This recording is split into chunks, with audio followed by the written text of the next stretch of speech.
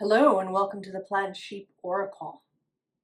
This is going to be an all signs reading for the full moon in Gemini on December 4th, 2025. And it's coming out a little bit different. I attempted this reading this morning and it was all confused and it didn't, some things wanted to be said, but then other things just were laborious and there was a lot of noise happening. There was jackhammering of sidewalk across the street and drilling on the facade of the building. And so here I am. Unusually, I almost never do these readings in the evening. And it's also coming through a bit differently. I usually have several decks of oracle cards and I pull one from each deck, and then I have multiple tarot decks. But this time there are 3 oracle decks here, but they're mixed in one. And then there's just 2 tarot. I mean, we'll see how that works out. And as you see, there's candles. I don't think I've ever lit a candle. I think I may have done it once during a pick a card when it was appropriate to the pile, but today it seemed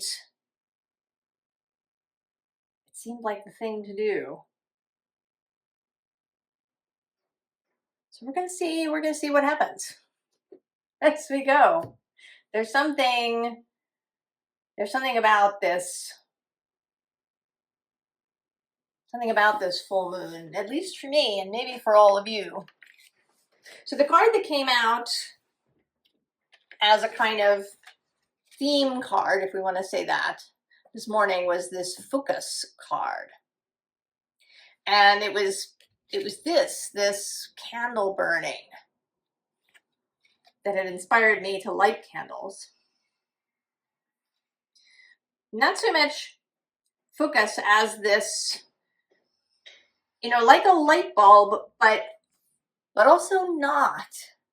This more primal version of it. Not the light bulb, but the candle, the flame.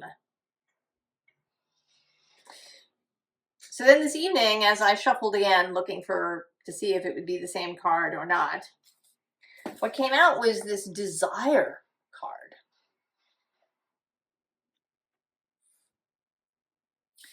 And then on the bottom of the deck is this ideas card. So there's this similarity between all of these.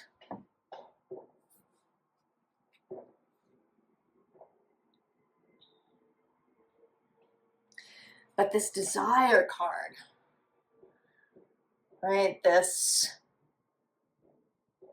looking into the future, into what is desired.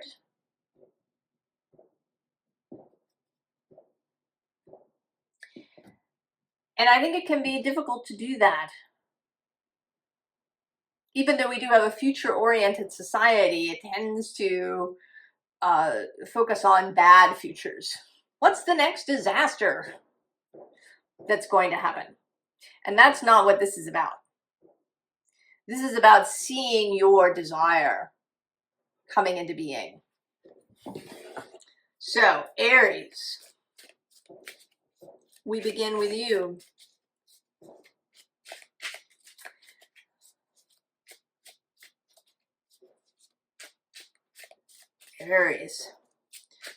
Aries, if you did not watch the intro just now, this is our card, desire.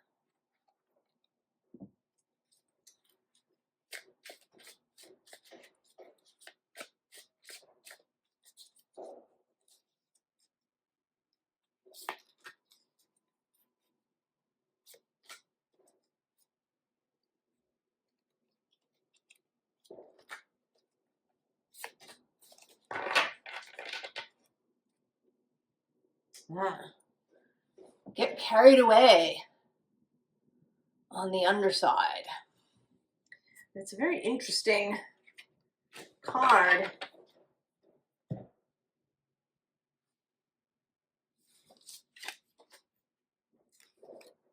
Go dark.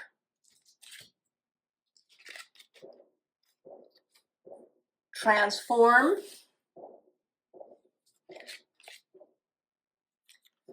The keeper of love.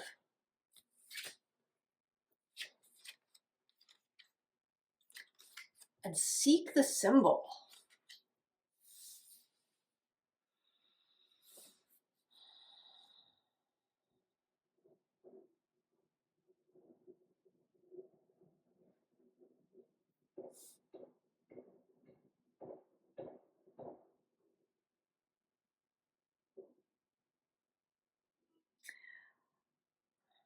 I think that in this moon,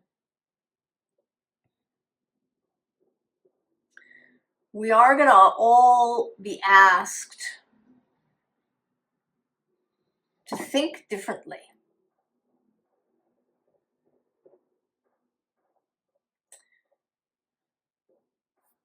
You know, Aries is generally the one who carries. I mean, to be carried away can be an Aries thing. To be carried away by adventure, to rush in where angels fear to tread. But here you're carried away with someone.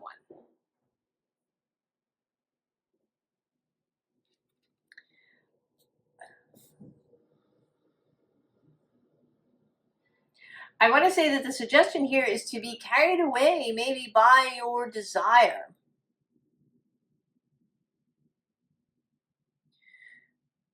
And to allow yourself to be transformed by this desire.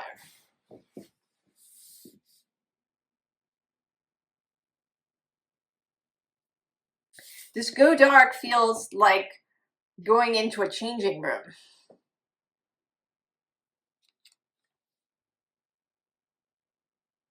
That there's something, you've been carrying stuff around in your mind. And you're being asked to go into this changing room and be transformed.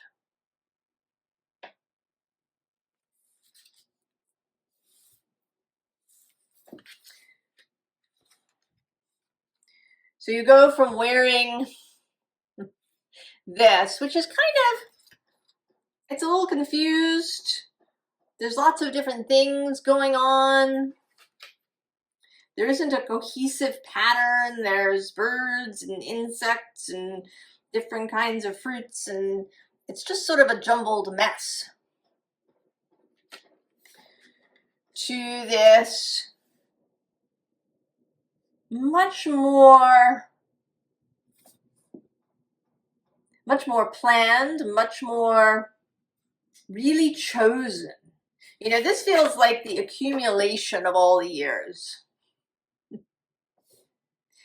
I'm kind of seeing now one of those houses where people have just added rooms on without planning it. You know, we need another room, so we're going to stick it on over here because it's convenient. And then, you know, we add another room over there because it was cheap, and so that there's no thought to, you know, the traffic patterns in the house or how things are going to work. And eventually it becomes kind of untenable. Whereas this is thought out. This is what you want, rather than things that you've just accumulated as you went along.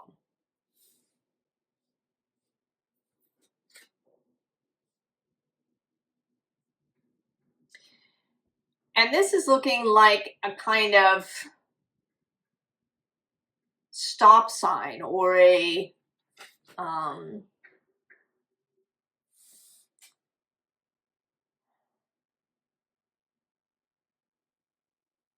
signal.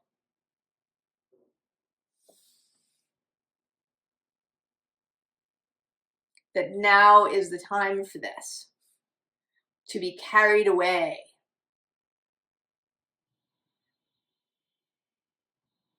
and to let go of all these things that you've accumulated.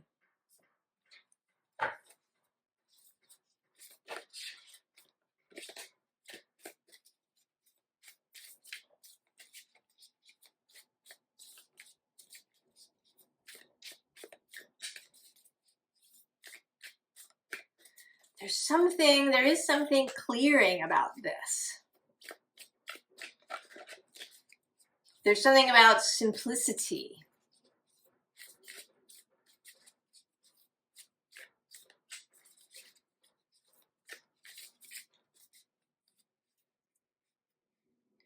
And clarity. There is a kind of Ace of Swords feeling.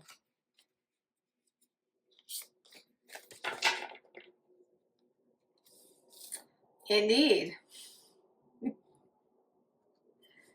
It's the Fool.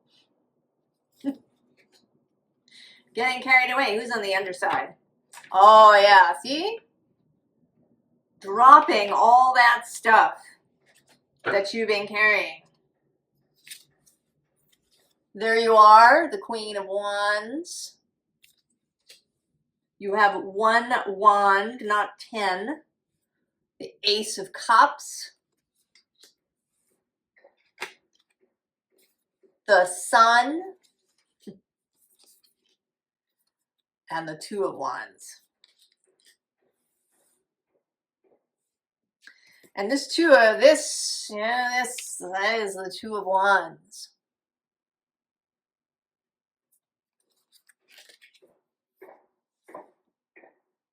So there's a refocusing on that which you really want in your life. And I think this is kind of across the board.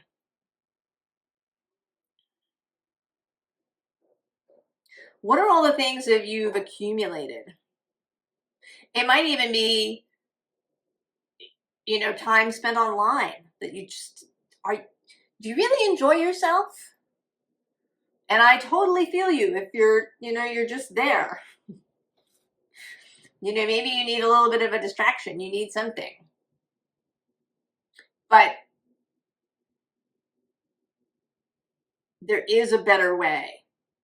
One that is more in line with desire. Aries.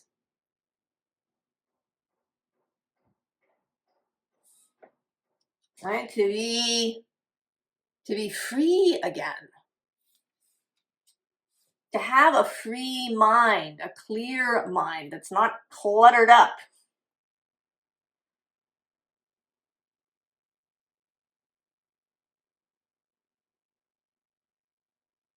It may be, if you're somebody who has lots of obligations, maybe you volunteer in several places, or you're in 2 book clubs and something else.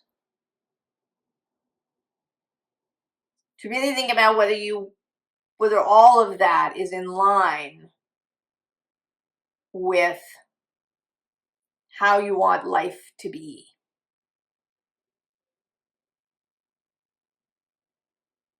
Clearing out the clutter and coming into something that you have really chosen rather than some default. Aries.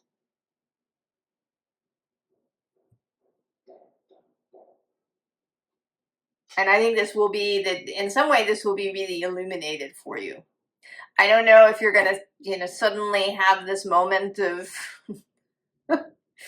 wanting to scream. I felt that way this morning with all the noise. So that may be a thing. And that may be something that's going to reverberate throughout the signs. Just enough of the noise.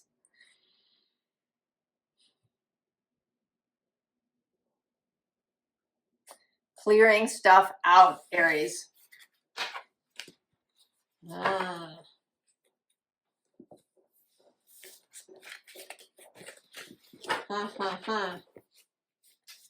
Taurus.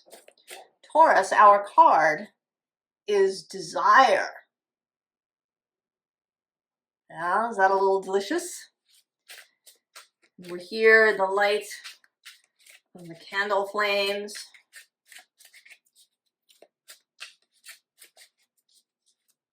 And that's been a little weird too. I have these candles that I got somewhere, beeswax, but they don't melt properly.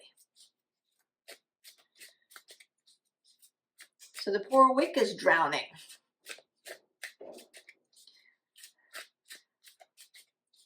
We're going to see what happens to them as we go.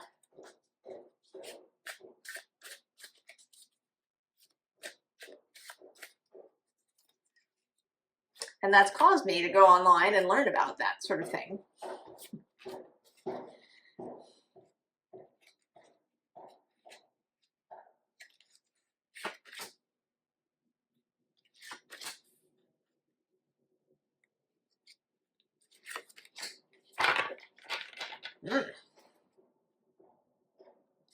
Seek the angel perspective, Taurus.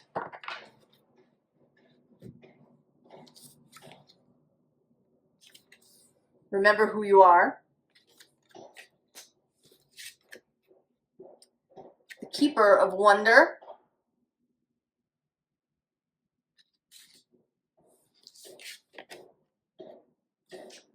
Bubble your boundaries.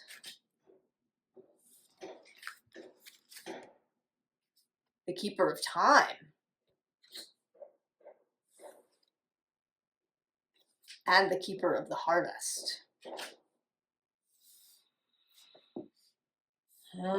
Taurus, this is similar a little bit to the, I got as far as, I was about to do Libra this morning and then it all kind of imploded on me. So I got as far as Virgo.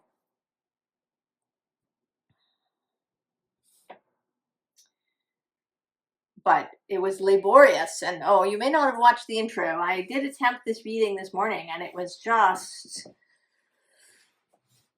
like pushing a rock uphill. It was not happening in the way that it normally does.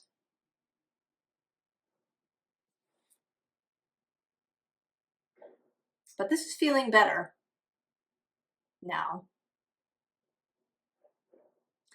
And there is a little bit of similarity here. In this, with this, remember who you are.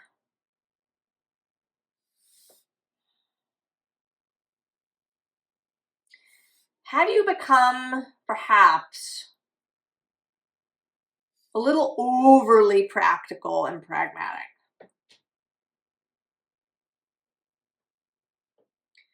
Have you become maybe too grounded? No one could blame you, certainly, in the current moment.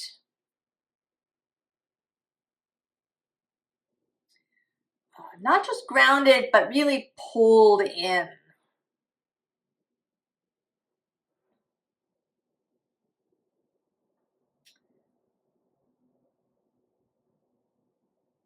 There's a kind of,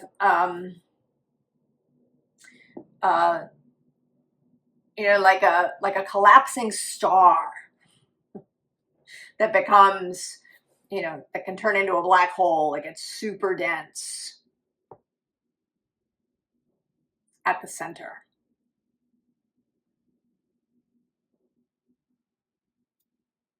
And with this angel perspective that happens from above, oh, and below that we have leap like you mean it.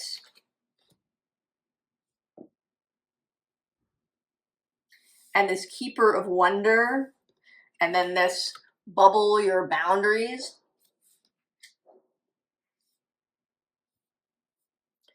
There is a call to lightness, to lighten up, to maybe to a different relationship with time, to remembering that as Taurus you are guided by Venus. This wonder, this lady, this keeper of the harvest. And Saturn, who is often called the Lord of Time, is in Pisces still. He's moving forward now, but he's sextile your sign.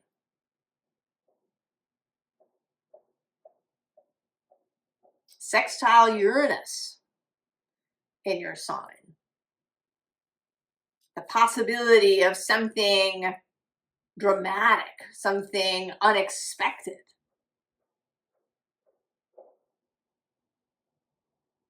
And you're being asked to really make room for that. To make room for wonder, for the harvest, for the bounty, for the unexpected.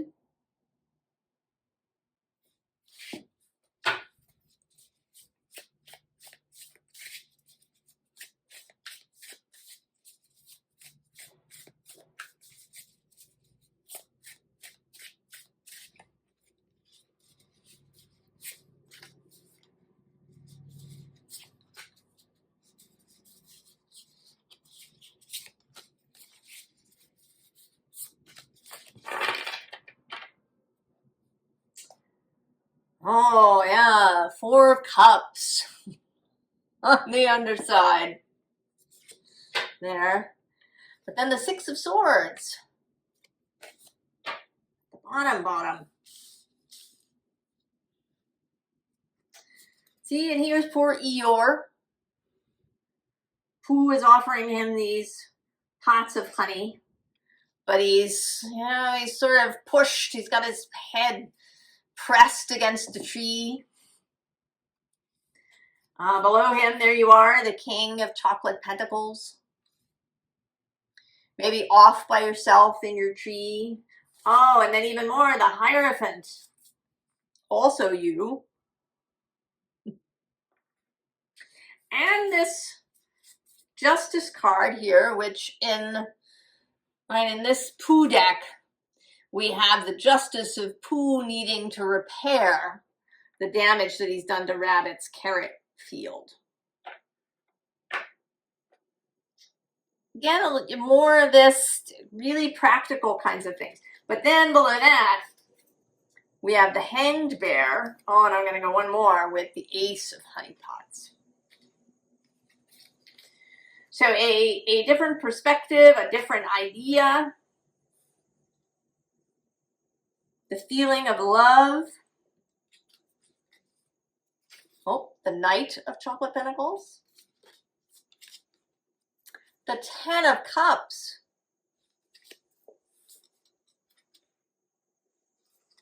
The Two of Swords.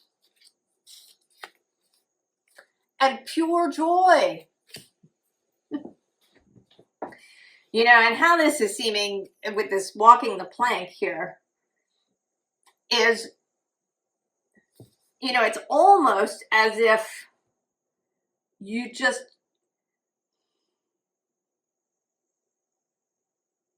I don't know, that you can't believe that there might be pure joy, that you're sure that you're going to walk off this plank and it's going to be horrible,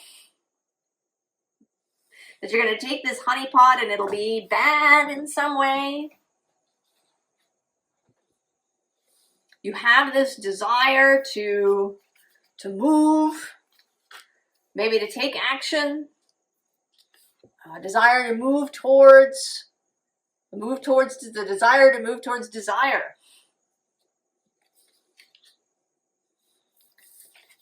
But you're thinking, you know, am I going to just plunge into these icy waters? It's pure joy, Taurus. Pure joy is calling you. Lightening up. Leaving possibility really open. Believing in miracles. Believing in joy.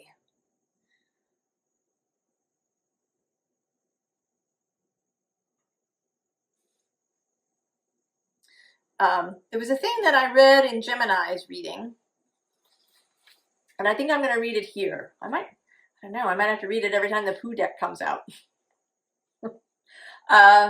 I got this from a video rather than from something I read, and I don't know who said it. I didn't write it down. All I have is the quote. If you know who it is, if you hear it and you know who it is, do tell me. When the imagination is called back in the service of love, we recover one of our most powerful spiritual tools.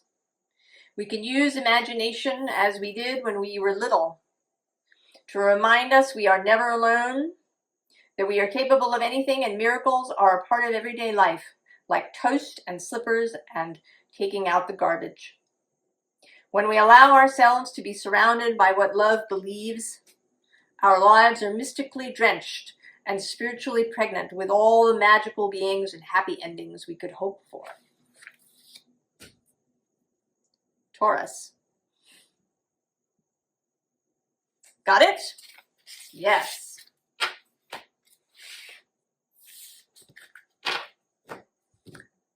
Gemini.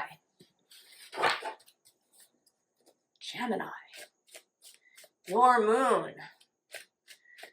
Your reading, you did not watch it, is about the seed opening, and the ways that that might be uncomfortable,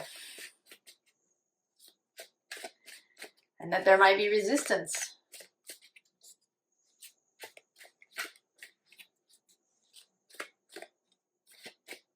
Oh, the card of the reading is Desire of this moon. It's a kind of extra Two of Wands feeling.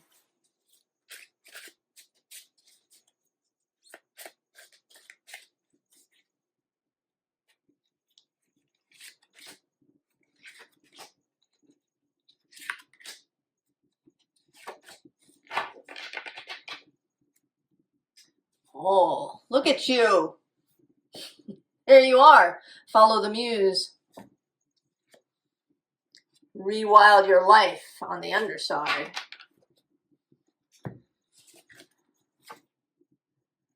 Keeper of waves. Journey. Imagination. And enter the conversation.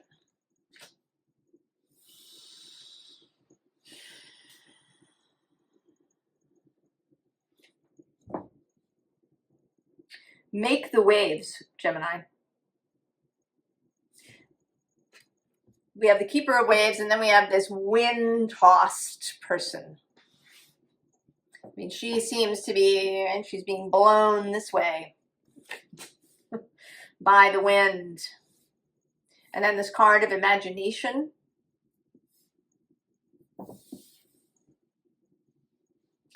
Make waves. Share your opinions about things. And there may be some very specific place where that wants to happen. Or it may be just in general. It may be that you've been keeping things to yourself.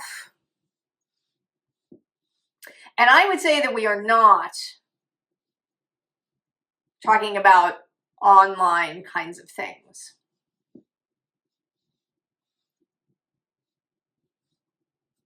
I think this is a person to person. You know, this is this tree, these animals, this is all very physical.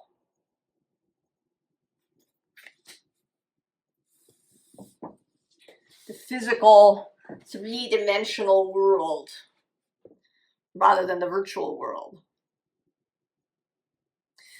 To really feel this wind.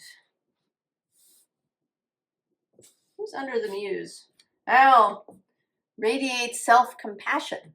But this figure is very dramatic.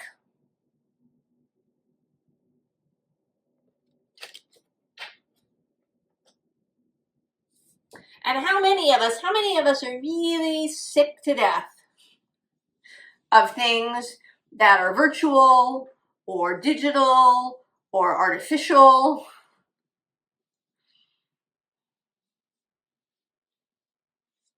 Right? Do you feel that way about movies? That, you know, a little bit of CGI was fun.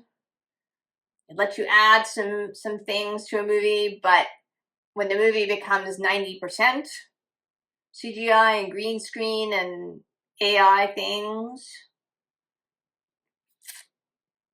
it's no longer fun.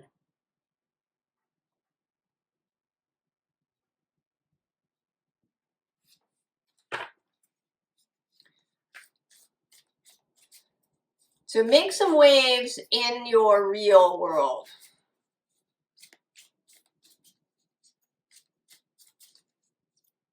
It may, I mean, you know, this is your moon, so this could be very dramatic. It could be something very significant. Or it could be, you know, getting your family together for dinner every night. You know, instituting a no cell phone thing, or taking yourself and your partner somewhere without digital stuff.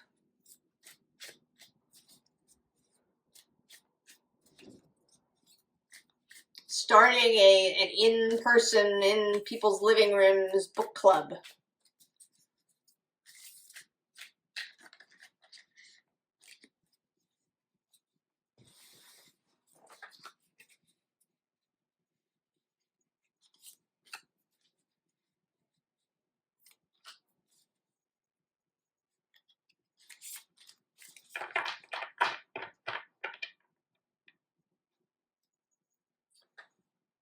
King of Cups.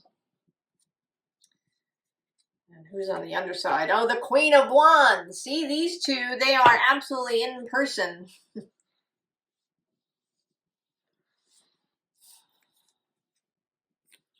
Two of Wands.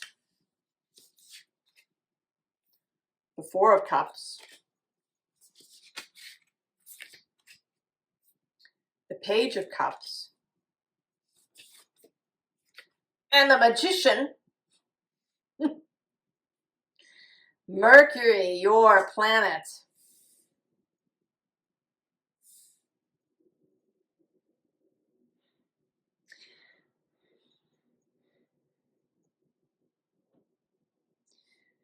Something, right? Things have become tedious and bland. The whole world in a neutral shade. I was watching something that was, everybody was excited about this, and you know, the color of for 2026 or whatever it is, and it was this like neutral gray brown thing.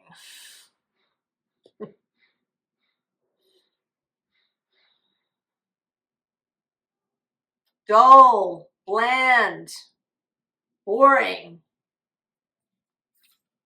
Under the King of Cups is the Three of Cups, celebration.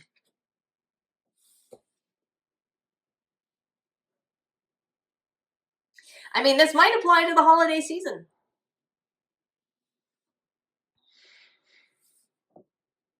That might be a place to start.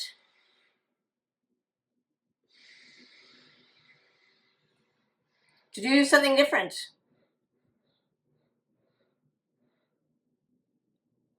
Make waves, Gemini. This is your moon. Blow it up.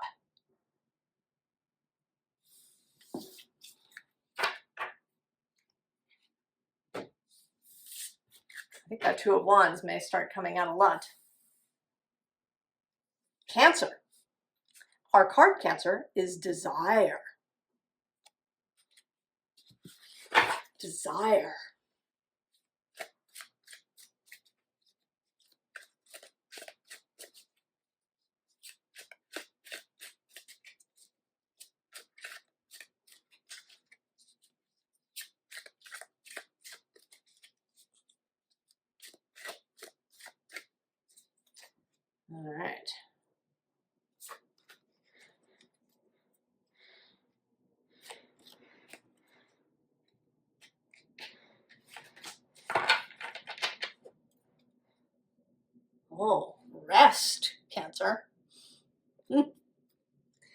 It's on the underside.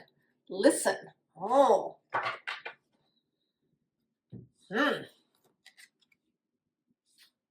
Focus.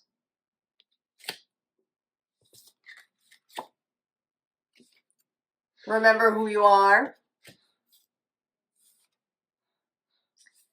And grow your wishes. Well, that certainly seems like a directive to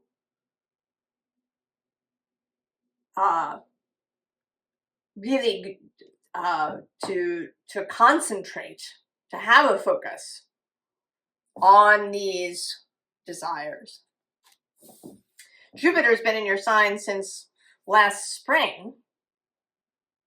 But Jupiter, you know, he's big, he's expansive, everybody talks about how there's lots of blessings, he's a benefic, but he can be really overwhelming. If you've been parched, like a dry riverbed, and suddenly there's an inrush of water, initially it's not going to be able to soak into the soil. It's going to skim over the surface until the water's had time. Right? The soil has had time to moisten. So it may be that you've taken some months to uncurl, that you've needed, and Jupiter's now moving retrograde. And he doesn't turn direct at about 15 or so degrees of Cancer until March.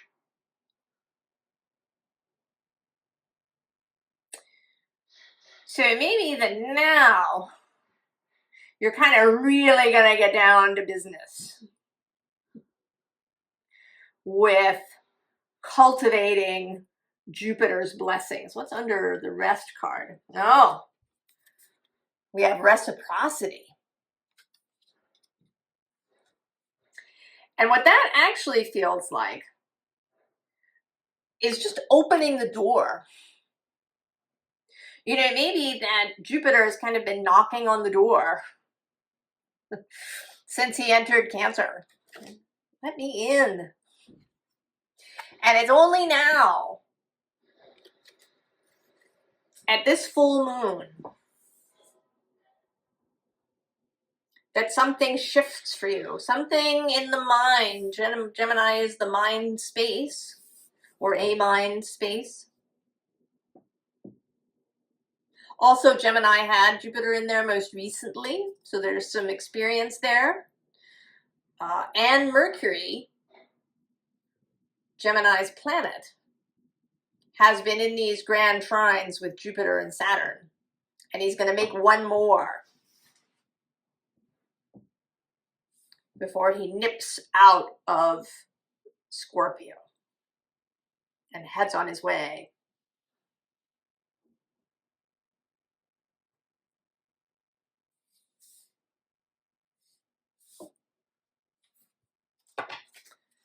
Cancer.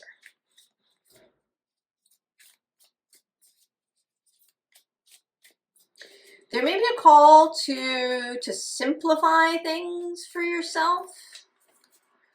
I was suggesting to Gemini that they have fun with the holiday, but you might want to do the reverse.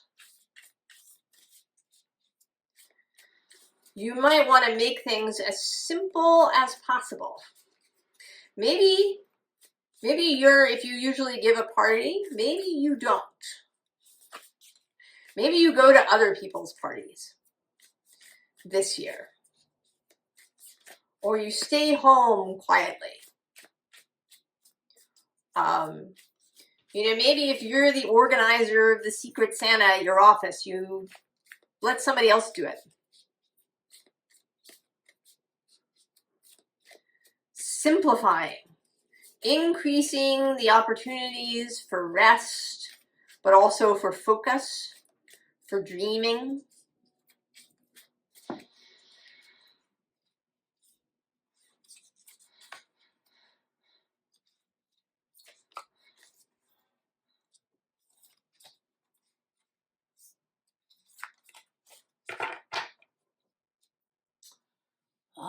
King of Swords, interestingly. On the underside, the Ace of Cups. The Chariot, there's your card. Your major arcana.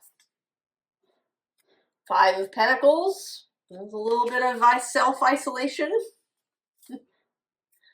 Nine of Pentacles. What is yours? The focus on your things. And the Hierophant. All right,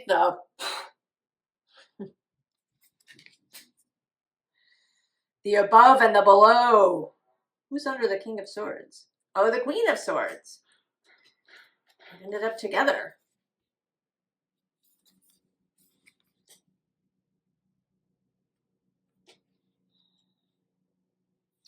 Yeah, there's a call to clarity, to simplicity, to self-focus.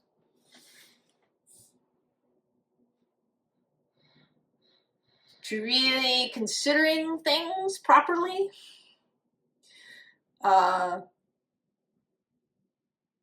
You know, maybe the Jupiter's time in there has allowed you to see what it is that you really need. Not only desires, but also needs. You know, where are you parched?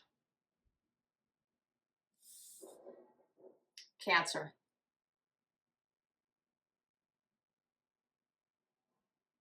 Where did you need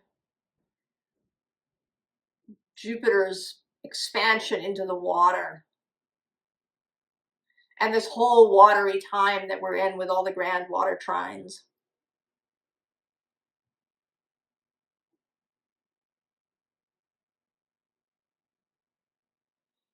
Oh, Cancer. Time for yourself.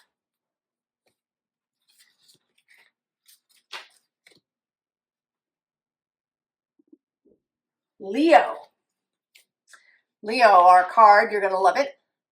Desire.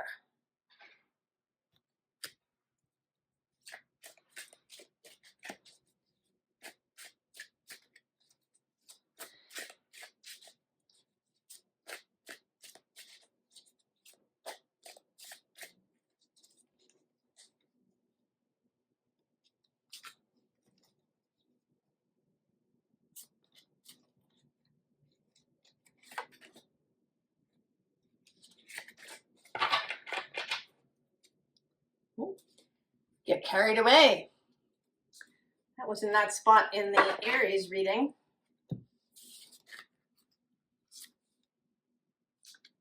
Curiosity. Ooh. Alchemize. Grab your monster by the tail. And speak true.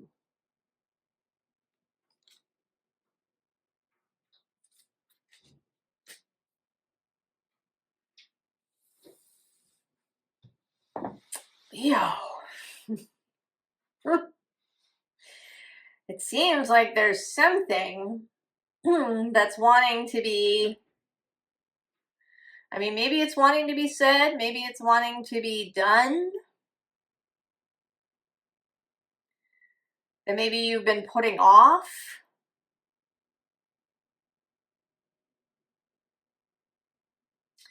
There's a little bit of a feeling Gemini was asked to make waves. And this is a little different. This feels a little less like that and more personal.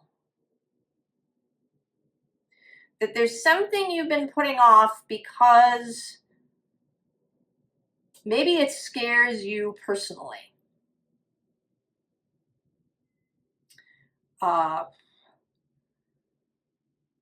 You know, going on an audition or submitting some plan or proposal at your job, or asking your love to move in with you.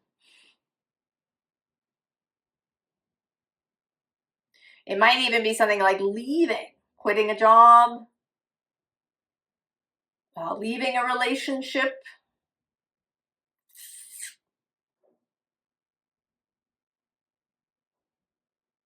Something that's scary, but transformative with this Alchemized card. And that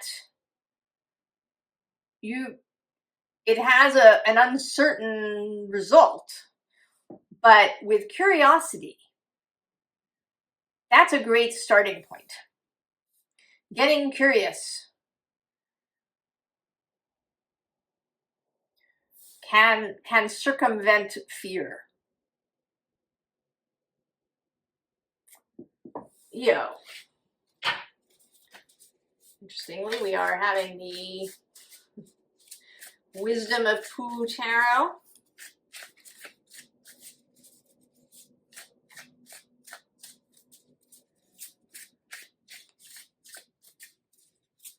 Well, there's certainly some bravery that happens in the Pooh stories.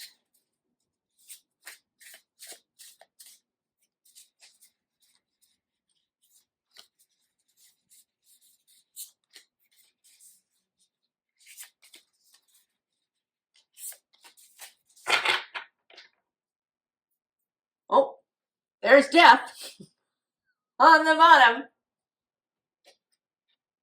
Yeah. Yo. Who's on the underside? Oh, but the Queen of Wands. She totally grabbed her monster by the tail. The Page of Honeypots, Cups. The Five of Honeypots. The Three of Swords. And the Seven of Honeypots.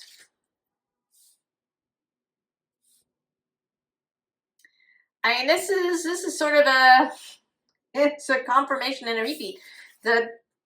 Getting curious. Approaching things with an open mind.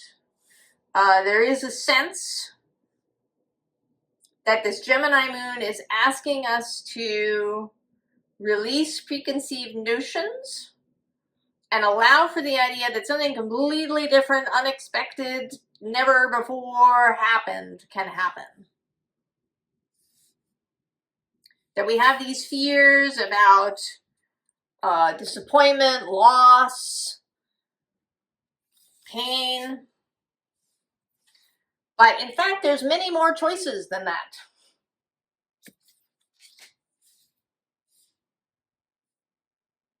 There are many more choices than just believing that it's going to go badly. And I want one more card for what happens next.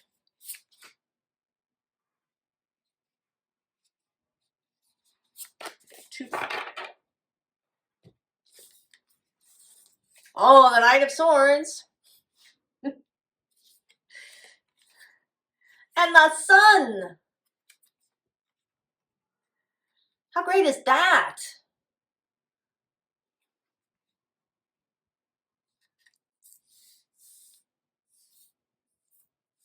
Right? There will be clarity, there will be information, there will be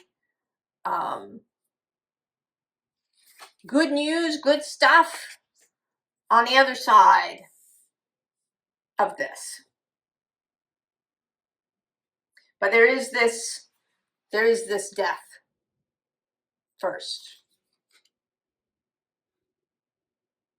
And grabbing your monster by the tail, Leo. So I don't know what it is that you need to do. But this Gemini moon is there for you.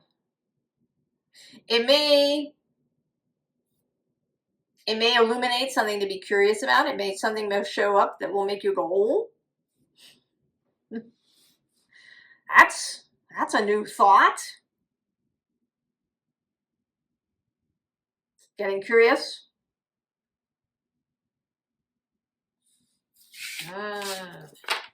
Leo.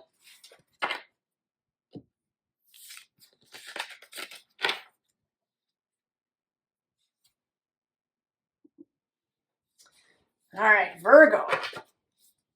Virgo, our card is desire. Desire.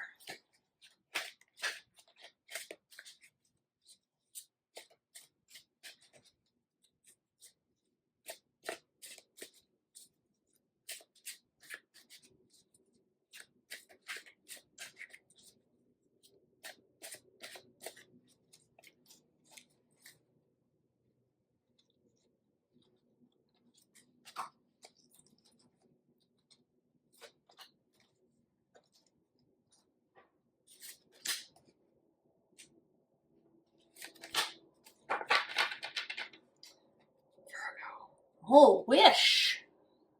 That goes with desire.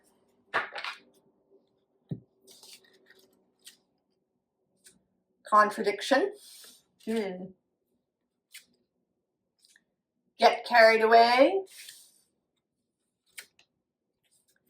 Seek the symbol.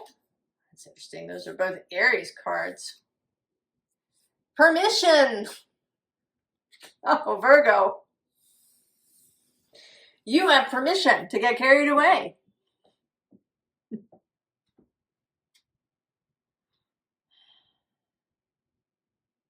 And I think that the contradiction here is that getting carried away will actually make things simpler. Will actually facilitate matters. Instead of, creating chaos or problems or something, that the getting carried away will actually simplify things. This is feeling like, both the symbol, but feeling like clarity, things being clear, things being direct, that this getting carried away is going to move very directly from point A to point B.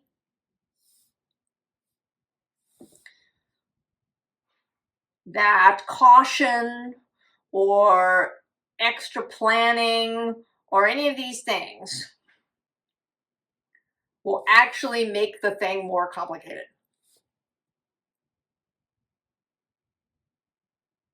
That the way to get what you want, to reach your goal with the least amount of fuss and the greatest amount of satisfaction is to get carried away. To just let yourself go. Let yourself wish. Rush out as an Aries might.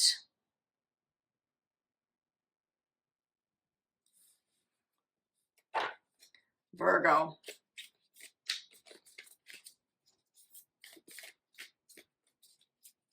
Gemini shares your guide. You're both guided by Mercury. He's moving direct now. He will enter Sagittarius on the 10th of December, and then about a week later, very late on the 16th, almost midnight, he will exit the shadow space in Sagittarius. So we're only about 2 weeks from there.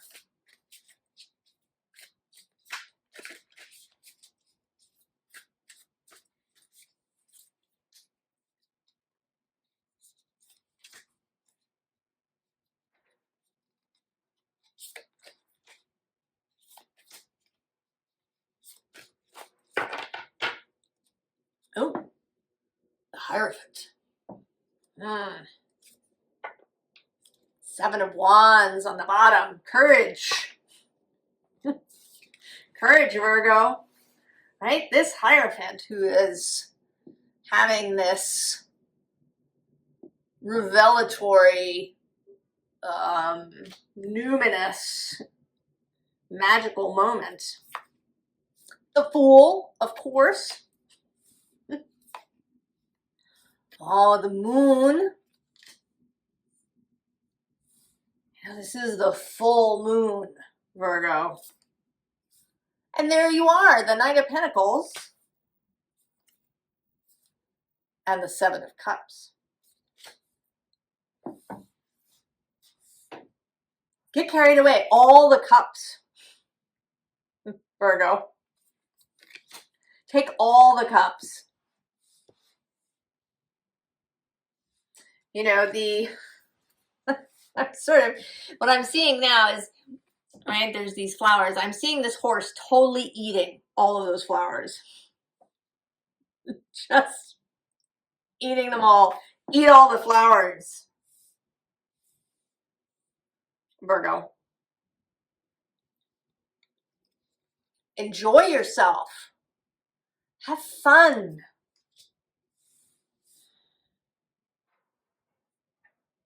All right, Auntie Mame's quote, life is a banquet and most poor suckers are starving.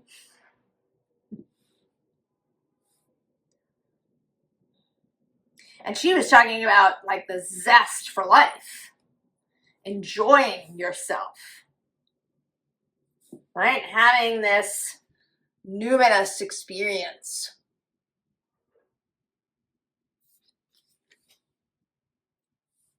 Get carried away, Virgo. You have permission. And then come back and tell us about it.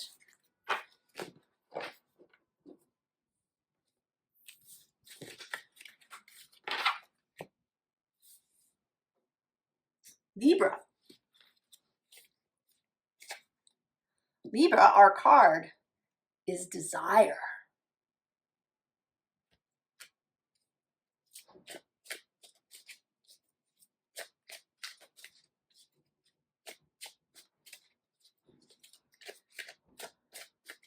This moon is definitely asking us to think about things very differently, to get out of mental ruts.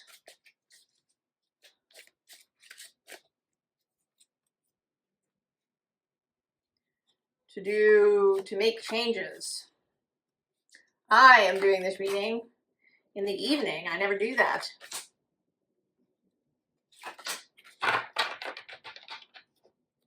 But I am today. Oh, speak true.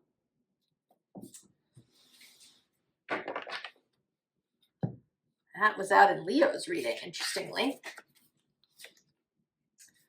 Brave the journey. Keeper of hope. Oh, bubble your boundaries. And contradiction. Ah, that's interesting. You know, rather than this being about hope, I'm seeing it as those birds being released in conjunction with this speak true.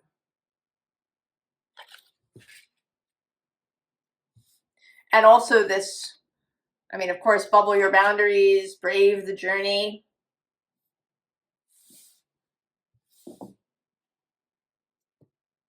And I think the contradiction here is that you are being asked to be very direct about something.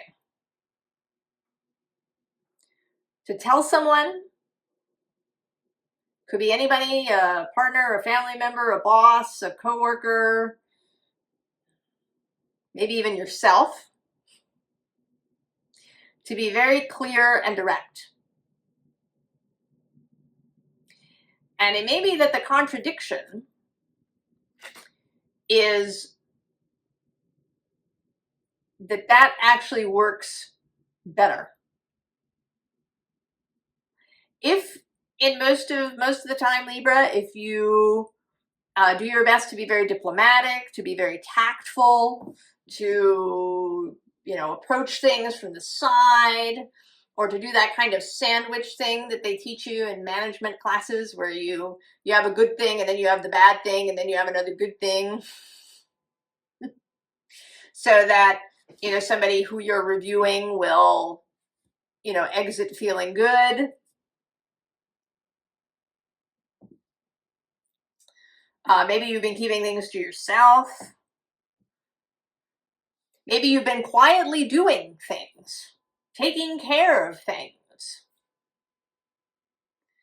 because it seems easier than speaking up in some way.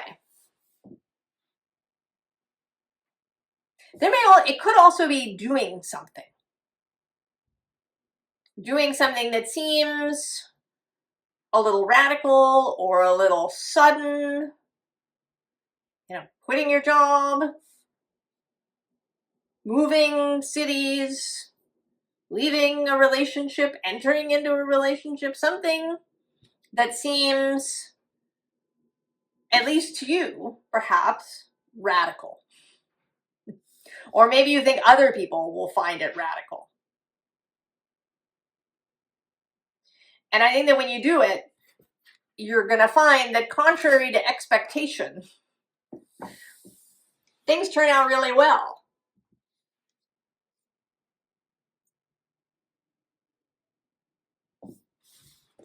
So I had these two tarot decks that have been doing the heavy lifting, but you want a different one. And this is what I think of as a very direct tarot deck. I mean, it has quite a bit of symbolism in it, but it is also very direct, clear.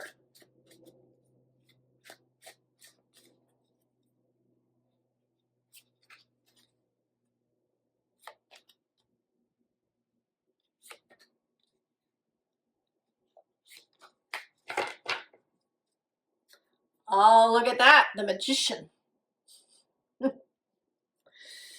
Mercury moving down, and the Ace of Swords on the bottom. Libra. Oh, there's the Devil.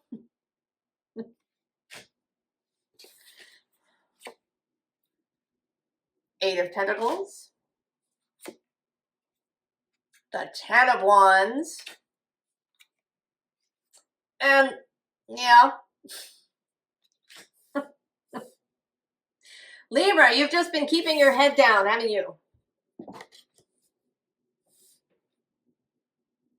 In some way, you've been keeping your head down, doing your thing, either not speaking or not acting on something.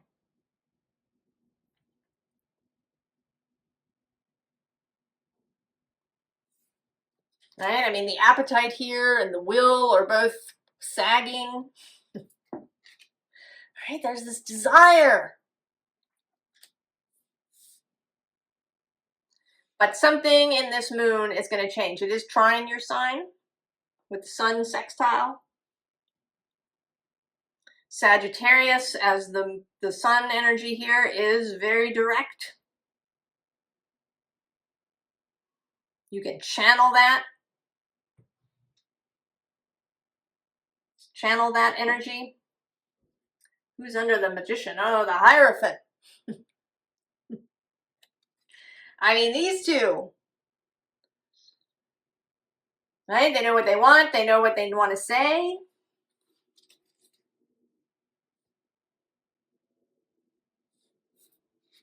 Right? And then just go. Speak. I mean, it does seem a Gemini is, of course, a communication signs of speaking, showing people things, communication. But it might be taking an action. Libra, you go. You go.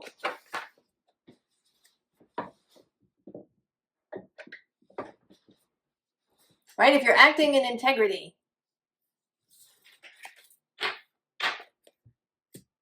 things may turn out much better than you expect.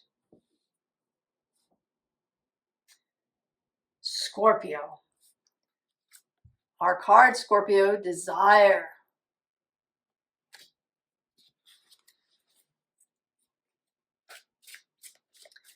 Here in the candlelight.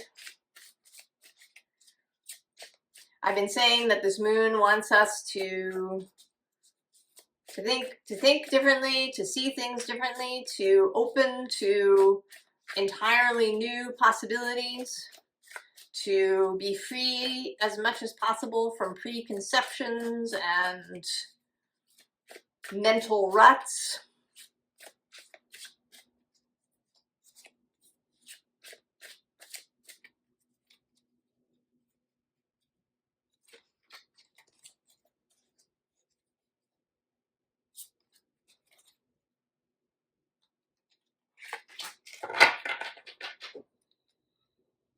Oh, the keeper of opportunity. That's very nice.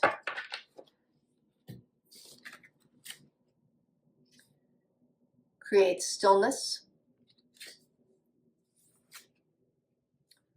Walk the flower path. Alchemize, Scorpio.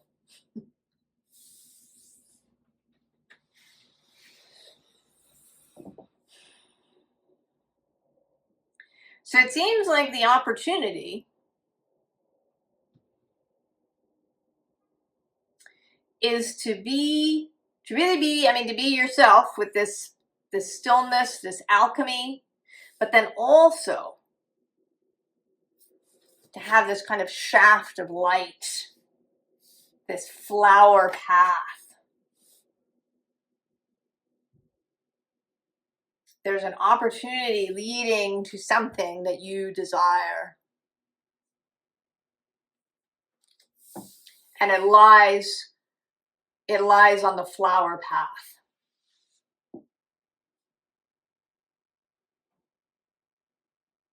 This isn't,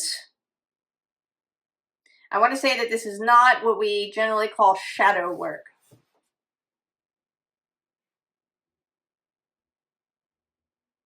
This is a kind of joyful alchemy.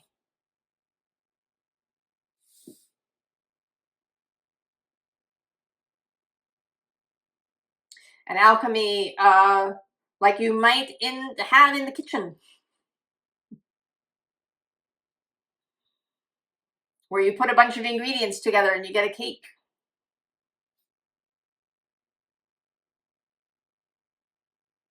There's absolutely opportunity for the fulfillment of desire on the flower path. Who's under here? Oh, grounding and peace. And I'm going to go one more with radiate self-compassion. So there's a sweetness,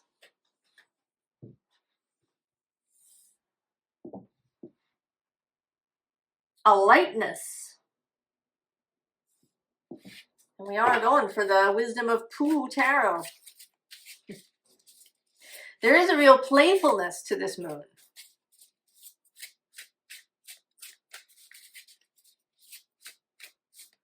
Although it could create some sort of radical change for you, there is a playfulness. This is not meant to be arduous. There's lightness and openness.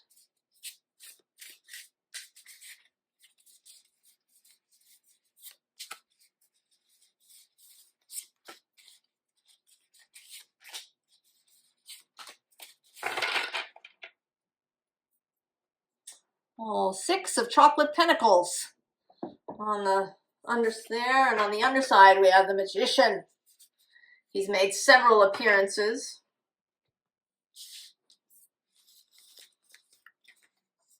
Oh, the Page of chocolate pentacles. The Queen of Wands. The 10 of Cups. Oh, and the 2 of Wands, which has made several appearances. Right, it's really, right, this 2 of Wands energy.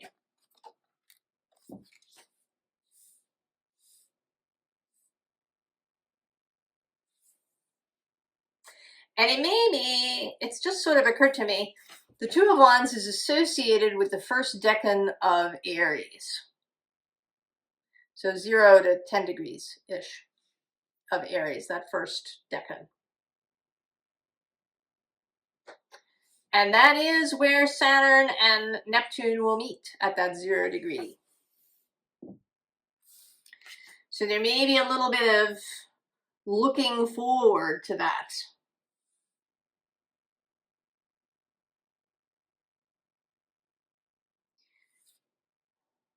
There is just like a rapid sort of acceleration here.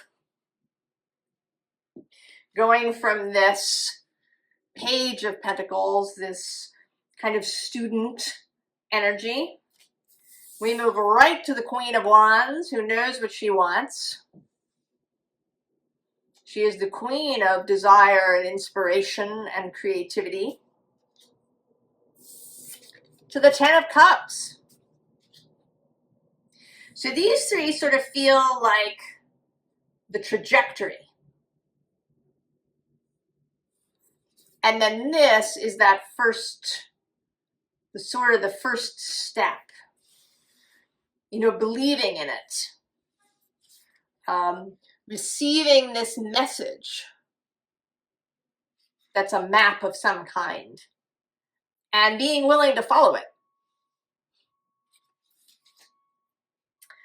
We do have this Christmas image. So there may be something about this December, this Christmas season. There's been all this Mercury's retrograde and grand water trine activity in your sign. Mercury makes one more stop there, and then the moon in mid-December.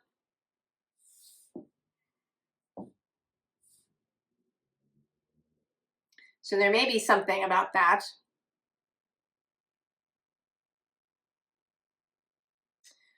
First steps down this flower path, this path of enjoyment, path of, you know, I want to say prioritize your own enjoyment. I'm giving you permission. The universe is giving you permission to prioritize your own enjoyment, Scorpio.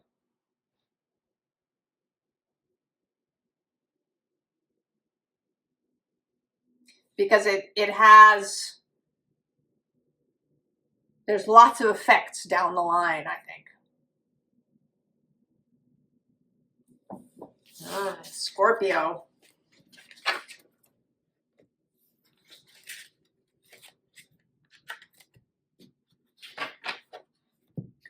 Sagittarius.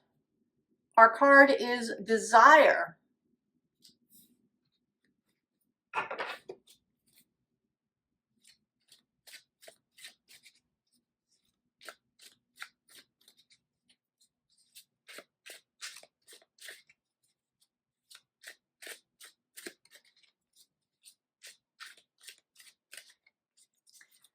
You're on the other end of this moon, Sagittarius.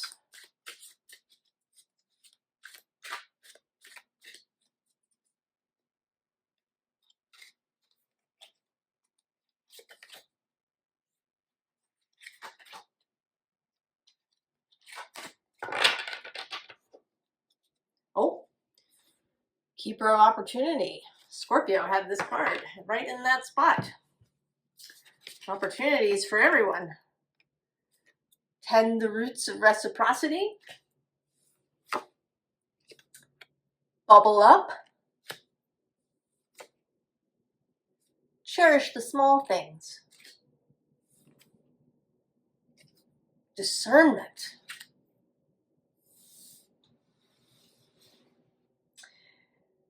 Sagittarius, I don't generally think of you as a detail-oriented sign.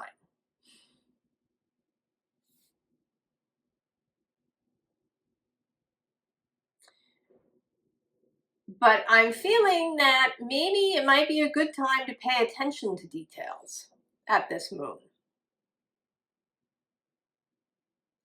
That there may be some opportunity in the details.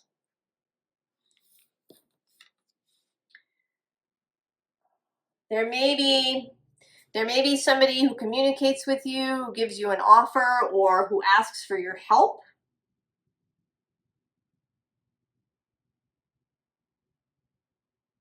That there's some, and that the request may come, it may come in some small way,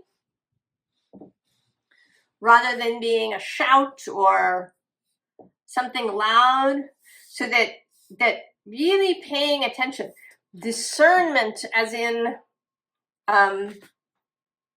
discerning a sound that you hear, discerning what it is, being open to small signals.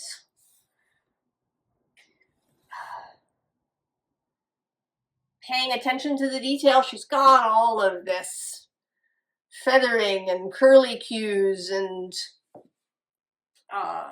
lace kind of stuff going on.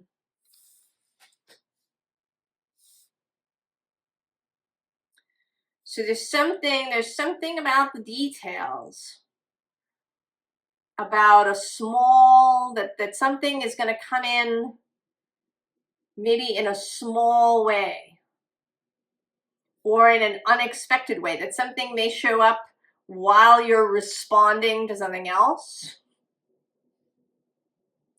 or doing something else.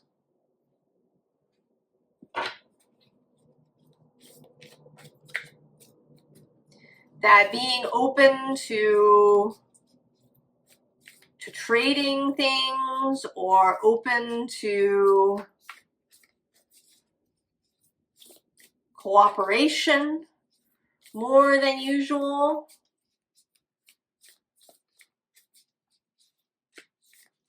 God is in the details. Sagittarius.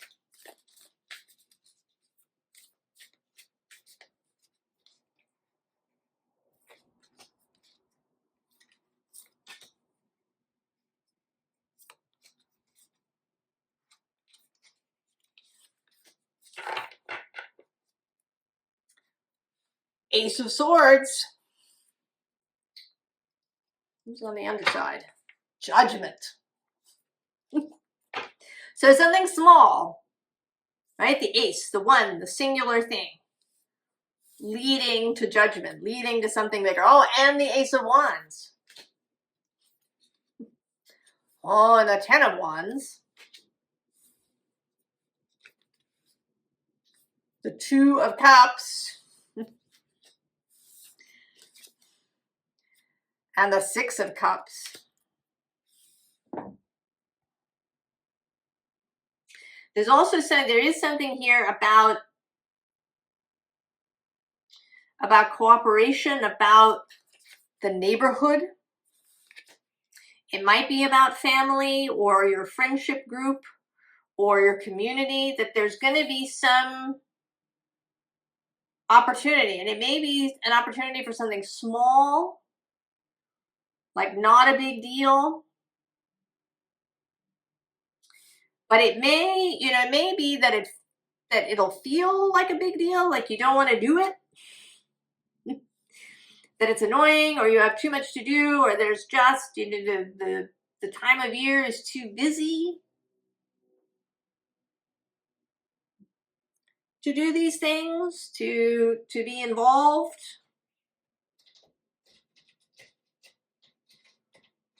But my advice to you, and the card's advice, is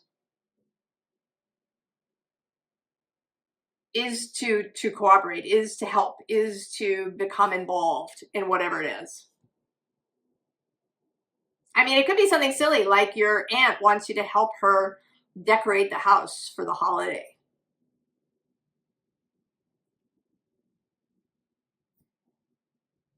Or there's some other thing that somebody asks you to do, and it's, it doesn't seem maybe like it's important, but I think it's important.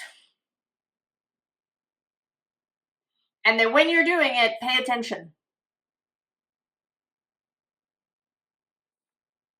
Because there's something else inside of it. I mean, it could be that you suddenly realize that you really love doing whatever the thing is, and you had no idea, and it opens up a whole new avenue for you. Or it could be that you meet someone else who's come to help, or that it, opens a door in some other way.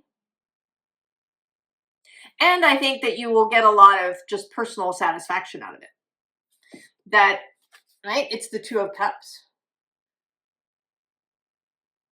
There's love here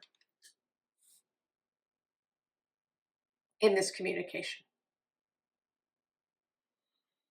Whoa, Sagittarius. Interesting. Interesting. Capricorn. Capricorn.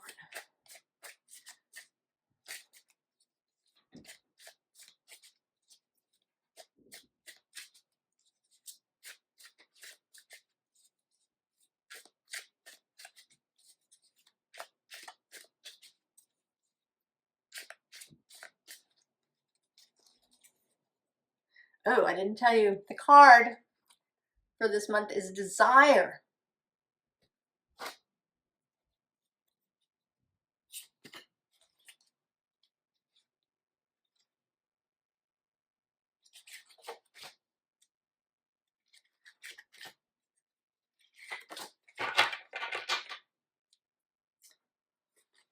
Court the Divine Feminine.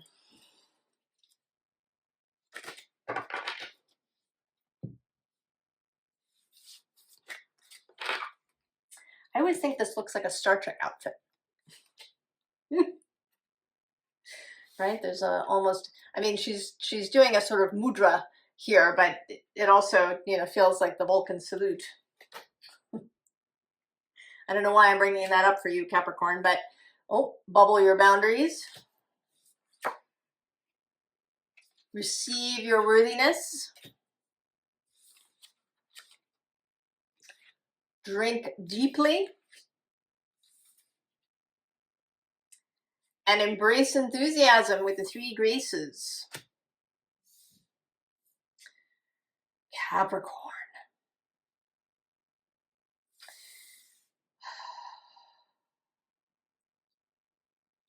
You have a message that has some things in common with both Virgo and Scorpio.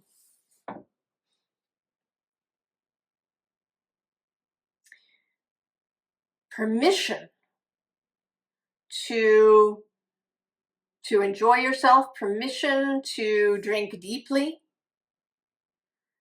permission to be enthusiastic, to be happy, to be excited about things. There is a bit of a 3 of Cups vibe here.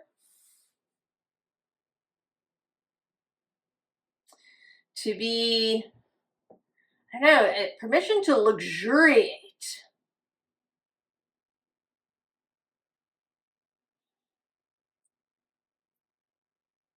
Permission perhaps to relax.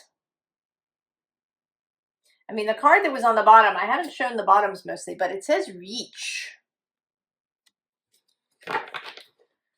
Right? To reach for your desire.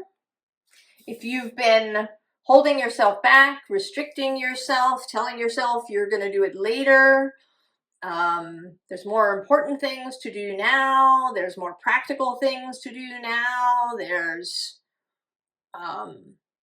other things to take care of. There's other people that need your assistance or your time or your energy, or there's other projects that need this.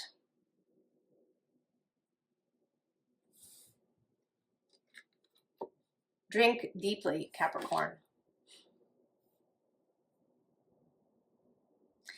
This moon is definitely about lightening up, about changing habitual patterns of thought, about changing habitual expectations, about, right, receiving this truth from above that, you know, maybe that all is well, or that you're doing better than you think you are, that you are worthy of drinking deeply. And with enthusiasm, enthusiasm is entheos, with God. Embracing ecstasy in daily life.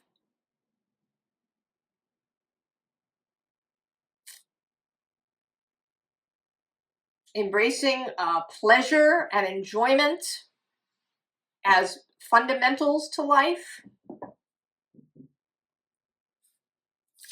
I'm actually going to read a thing that I read in the Taurus reading.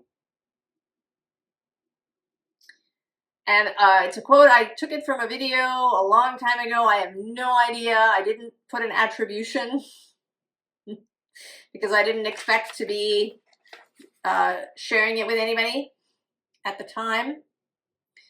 But it came back into my awareness yesterday and has really been there through this whole day.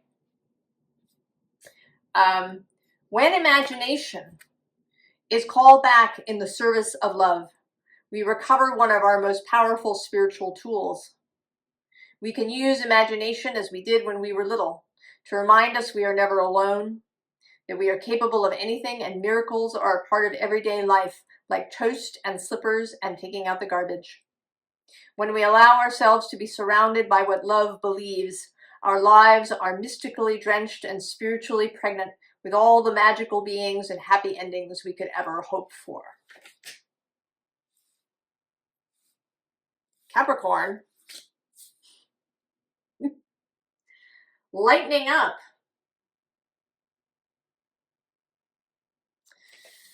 You want a different tarot deck too, you and Libra.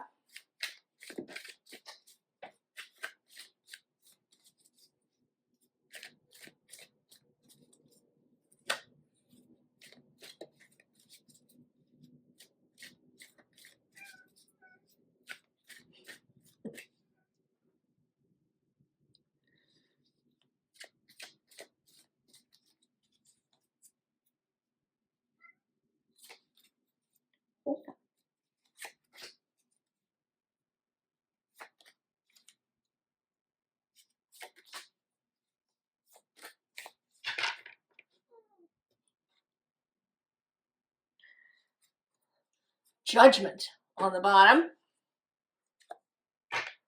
Oh yeah, see, there's the Four of Cups. This has come out a couple of times. Right? Apathy, boredom, blah. The blahs. You know, I think it's one of our things that we have the blahs as a society.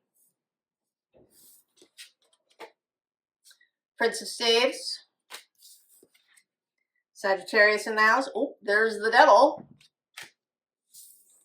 That's your card, you know. The Princess of Staves as well.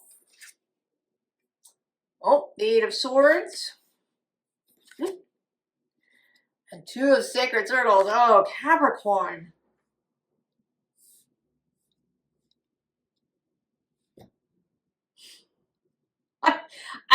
I feel like this Judgment is, oh, look at that. The Ten of Staves is under it.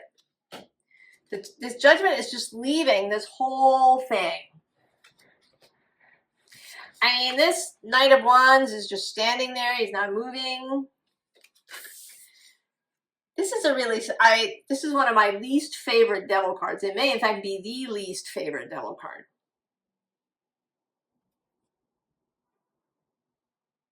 Because it's not really compelling. It's, you know, no, it's not really scary. It's not really sexy. It's kind of blah. And then the Princess of Wands, too, is currently looking really bored. Even the dog is bored. The lion over here is asleep. And then there's you.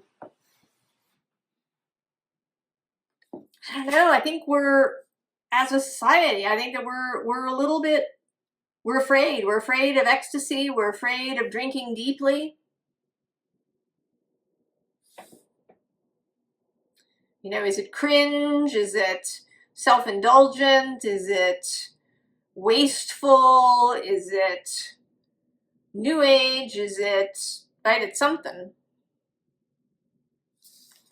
And then the Two of Sacred Circles. But I feel like this is a surprise. You know, the Two of Pentacles is that kind of balancing act. It is a Capricorn card. Actually, the first decan of Capricorn. It's, you know, usually about pragmatism, practicality, taking care of details. And that you're really focused on that, but here there's a surprise. Here there's a communication from spirit. I think that it's possible that you're going to have some sort of numinous experience, Capricorn.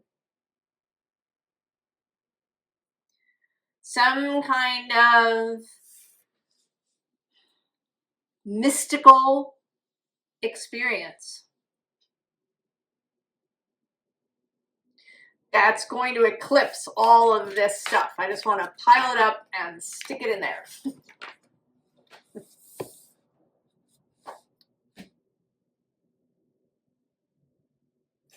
And I'm kind of now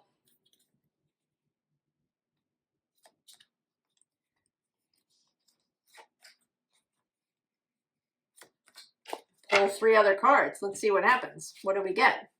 Oh, 5 of Cups. 3 of Sacred Circles.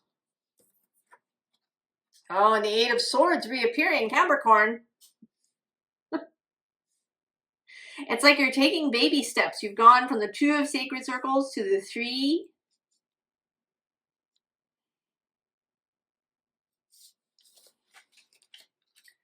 And there's some kind of, I don't know, there's some kind of leap that wants to be taken.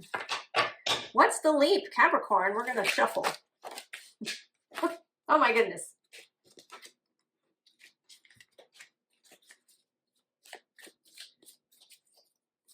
You just don't. It's like you don't want to have fun or something. Like the world's going to fall apart, or people are going to judge you, or you're going to judge you and see yourself in a bad light, or Capricorn.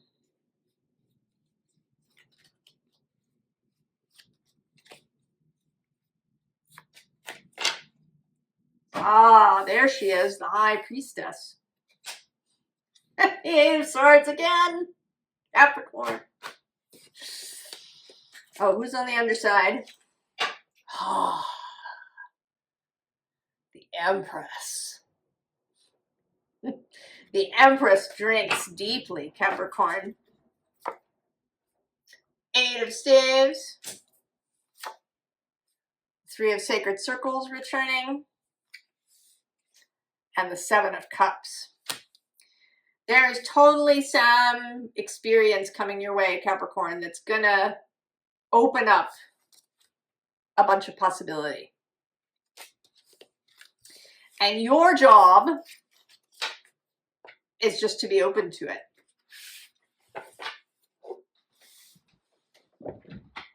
To drink deeply, Capricorn.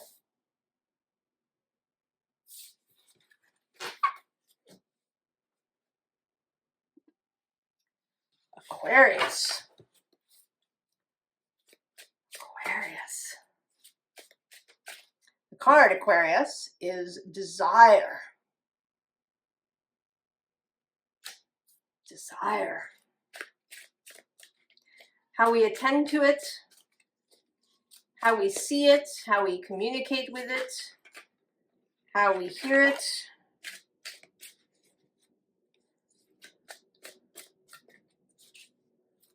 What our habitual thoughts are. Are we in a mental rut that's about to be blown open?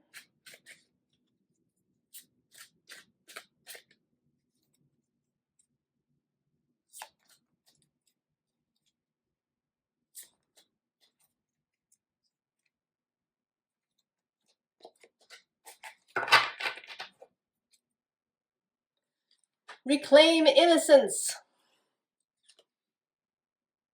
Learn from the bees on the underside.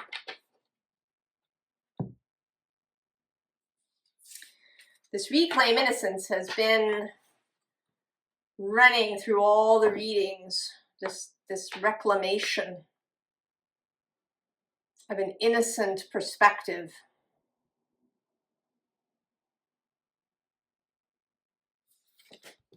So reveal the lies. Now, if you didn't watch the intro, I attempted this reading this morning. I actually got about halfway through it, but it was a slog. It did not flow in the way that it normally does. And I couldn't do it. There was also all this noise going on. They were jackhammering the sidewalk across the street and all of these other things. And I felt a little out of my mind. So I just stopped. And then I decided to do it in the evening. I almost never do that. In fact, I've never done it, I think, for a YouTube reading. Both for reasons of lighting, but also because I feel more clear in the morning. I'm a morning person. But I don't know, it seemed to make sense. And to do it with candlelight and on a practical level, because the jackhammering will probably be back tomorrow morning.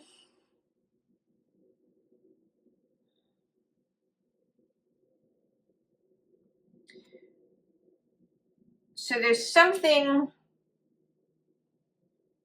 this reclaim innocence and this reveal the lies card came out in one of the readings this morning. And it's actually not about revealing the lies, but about not seeing the lies. Right? She has her hands covering her eyes here.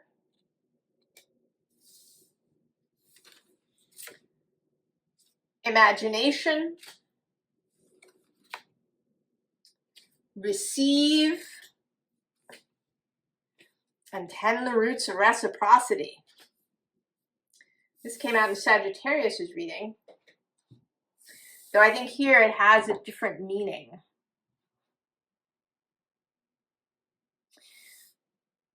You are being advised, Aquarius, to kind of to isolate your mind, to reclaim this innocence. Well, below that is navigate with heart and encourage effortlessness.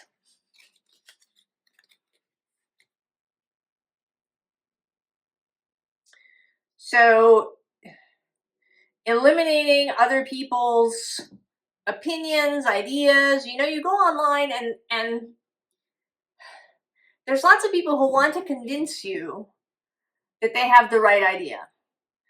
We're in societal collapse because, or everything is going to heck in a handbasket because. And there's different ideas and opinions and everybody's got their little nook. And I think that in most cases, people have a sincere desire to share what they feel is the truth so that everyone will know. Or it may be, you know, this is the way that you manifest.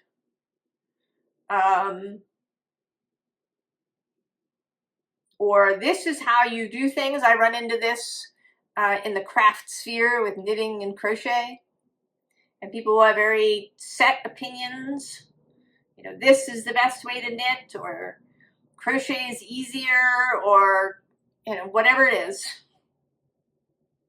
And I don't know why I'm going on about it, but essentially, close that off. Close that off. Close your eyes to all of that stuff. What's wanted here is your imagination. And then your receiving. You're receiving inspiration from your own heart, from your own ideas about desire.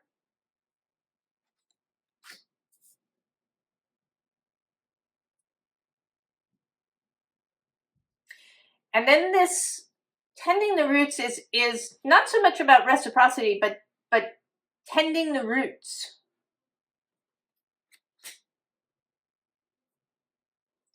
Tending the roots of this thing. Because strong roots make for a strong plant. Or a strong whatever it is that you are creating. So you want the roots to be strong.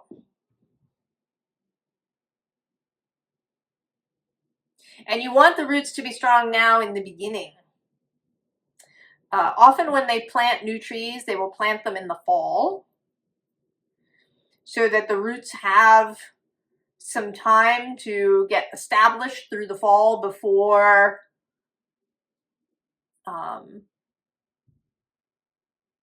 winter, when it is cold. And also during the winter, things are happening.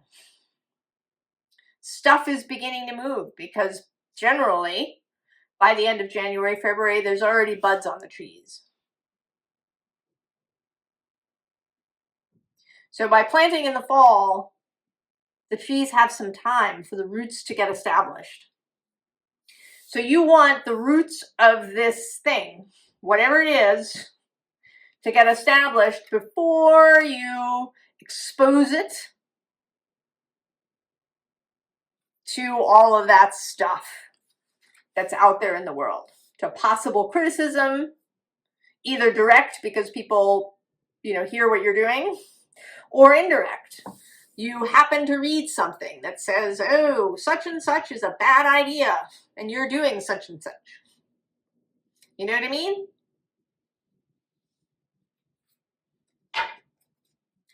Preserve innocence.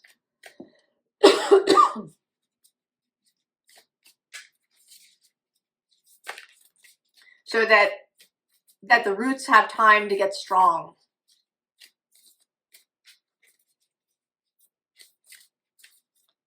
And I think that this moon may inspire you. You may feel so good about whatever it is that you find it easy to turn off all the outside noise, that you simply don't need it. The thing that you are focused on is so wonderful that you can spend all your time with it and not on TikTok or wherever.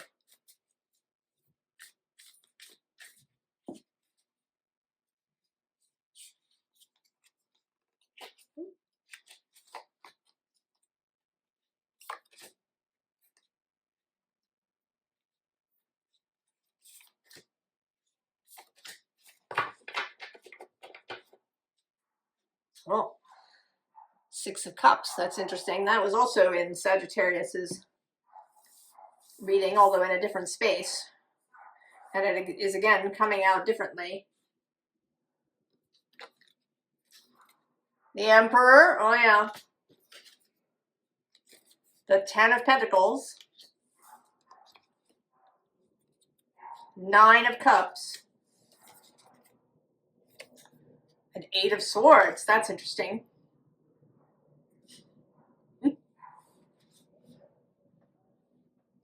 So, right, all of this is going on in your head.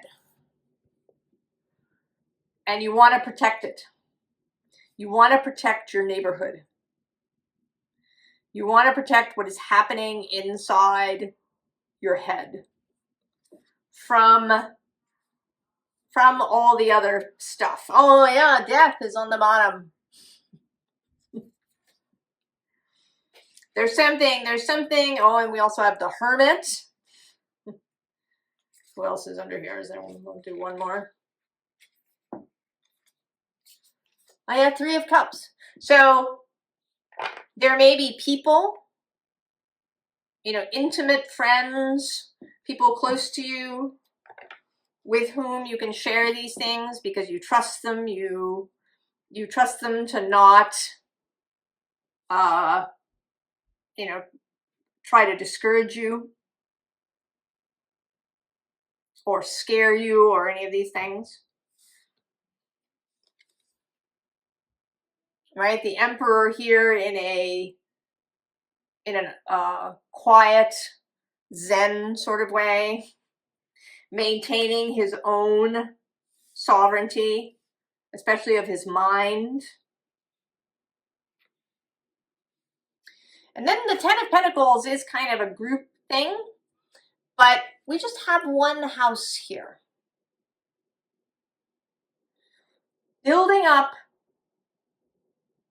the thing that you are creating. Nine of Cups, of course, wish fulfillment.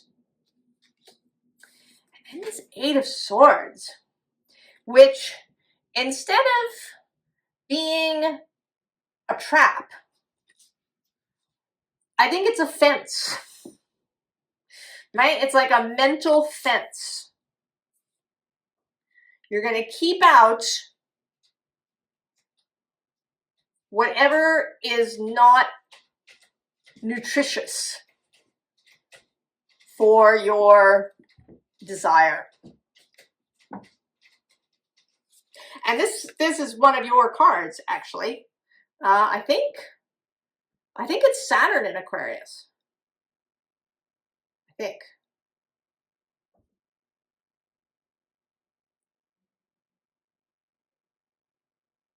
Is it? Well, now I have to know. But it is your card. It's the first decan of Aquarius.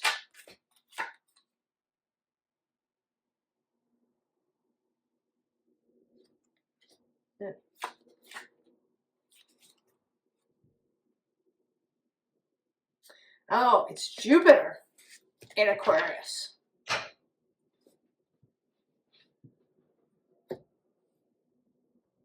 So this I think, is that Jupiter? Yes.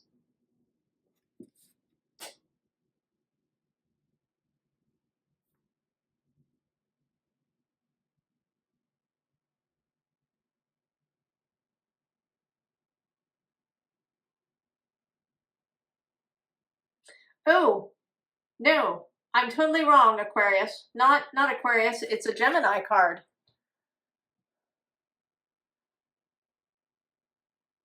See that? All messed up in the head. It's a Gemini card. It's Jupiter and Gemini.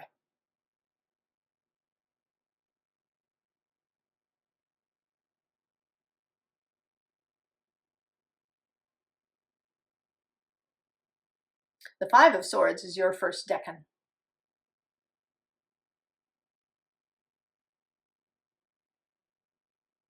So there may be something about that, about a confusion in some way in your mind. That you're wanting to avoid. And maybe that was simply too much information, right? I was trying to to give too much information. And it created confusion.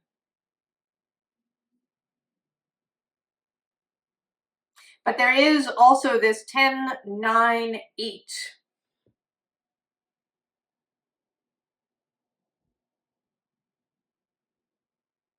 And then we go 6, and then we go 4. So there may be a little bit of an acceleration once things get moving.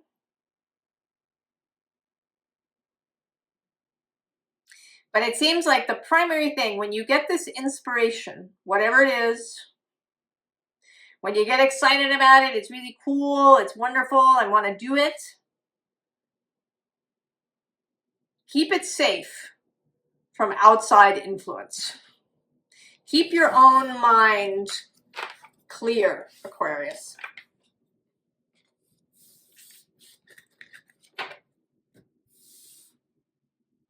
Pisces. Our card for the reading is desire. Desire, Pisces.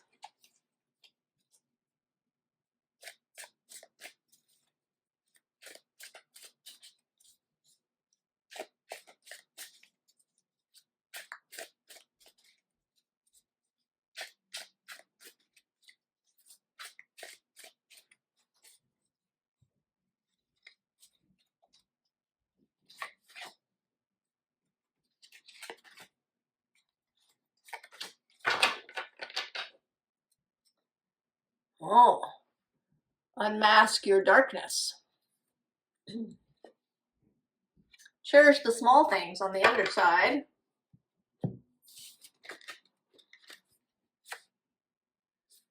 Keeper of waves. How is it Gemini's reading, interestingly? Face your dragons. Peace. And protect the fledgling.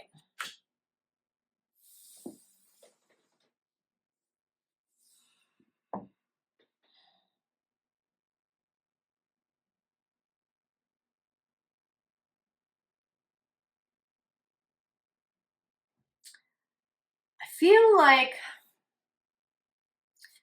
this card has you moving in to your own world.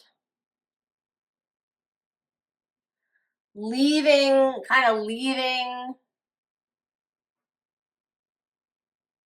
what we think of as the real world, as the 3D world, and entering into your own space. Space where you are the keeper of the waves. A space where it's no problem to face your dragons. You're just washing your hair and having a conversation with the dragon. A place that is peaceful. A place where things grow without interference or fear.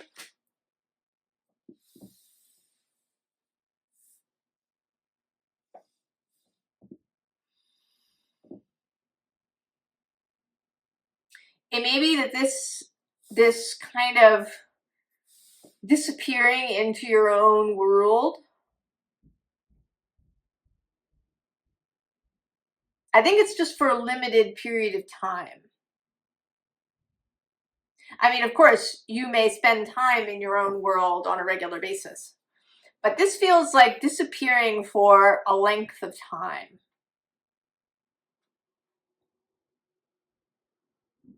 Now, Neptune will turn direct on December 10th.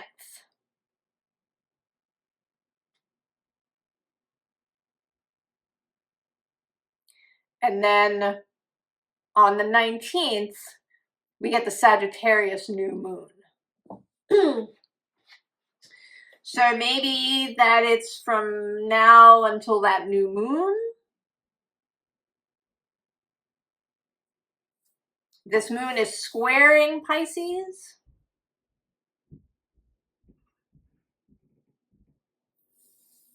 That it's that space of time, or it may be something more specific to you. There may be something in your own chart that's being affected, or there may be other circumstances in your life, or there may just be how you feel about it. And I'm going to go away for a week where I simply don't, I interact in ways that I need to with people. I go to work if I need to do that. I interact with family members if I need to do that. But that I maintain my head space in this world of my own.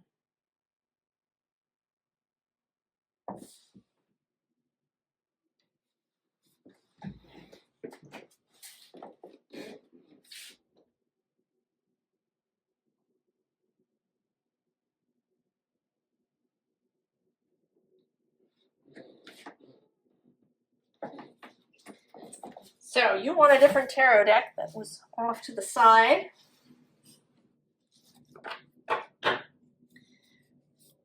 The Mindscapes tarot deck, not surprisingly. I'm also, before actually I do that, I'm going to read something that I've read several times now. I don't know the provenance. I wrote it down several years ago. I think I took it down in dictation from somebody's YouTube video, but I didn't write down who it was because I didn't anticipate sharing it with anyone. So I don't know who said it. If you do, please comment. When the imagination is called back in the service of love, we recover one of our most powerful spiritual tools. We can use imagination as we did when we were little, to remind us we are never alone, that we are capable of anything, and miracles are a part of everyday life, like toast and slippers and taking out the garbage. When we allow ourselves to be surrounded by what love believes, our lives are mystically drenched and spiritually pregnant with all the magical beings and happy endings we could hope for. This is the space that you want to occupy, Pisces.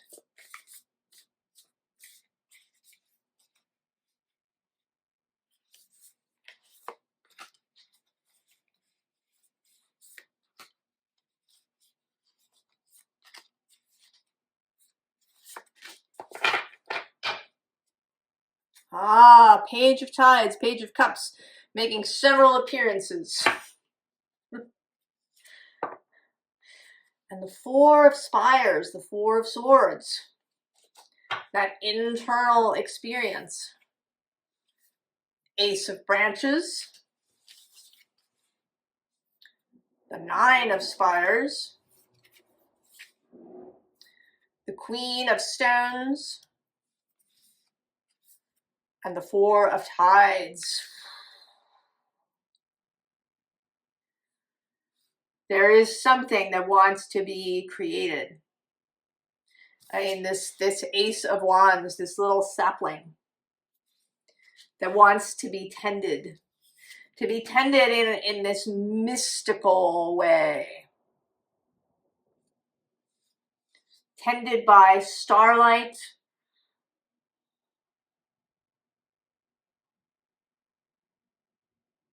tended by magic,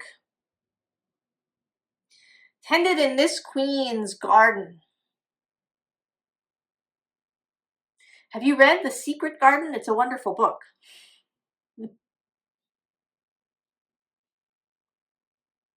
Being in the Queen of Stones garden.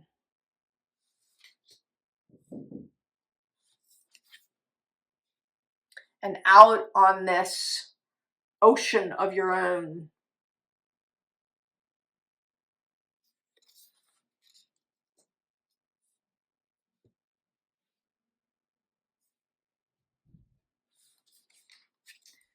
Kind of, I don't know, I want a little bit more, Pisces, because it's beautiful, but I kind of want a little bit of result.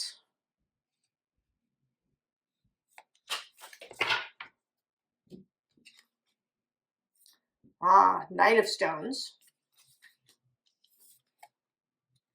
The Ace of Stones. And the Five of Stones.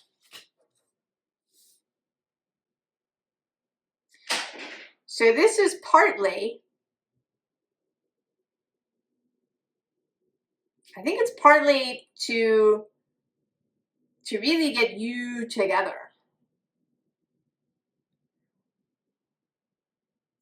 To recharge yourself, regenerate yourself, to restore yourself, to restore your imagination, to restore your sense of faith, of hope, of joy, of this childlike imagination, so that then you can be this Knight of Pentacles. You can be dedicated to the Ace of Pentacles.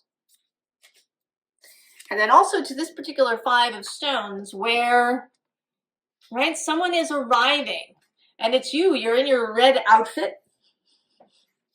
Here you are in your red outfit. And then you're going to show up at the place where people gather.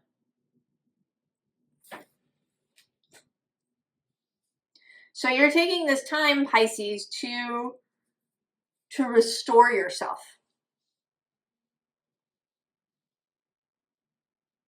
And it may be that there's something that will happen at the full moon or soon after it that will really give you incentive, if you don't already have it, to spend this time in the garden with the dragon and the keeper of waves. Pisces.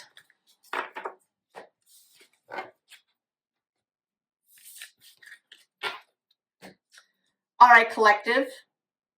I think if you've gotten this far, you know that our card is desire.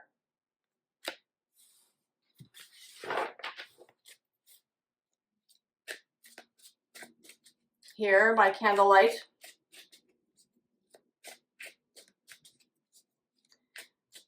It's been a very noisy day for me, which is kind of interesting. It's also been a little noisy otherwise. There's been a geomagnetic storming, and you may be affected by that. And then the full moon is tomorrow. It's a lot of energy if you find yourself awake in the middle of the night. Feeling a little mentally wired.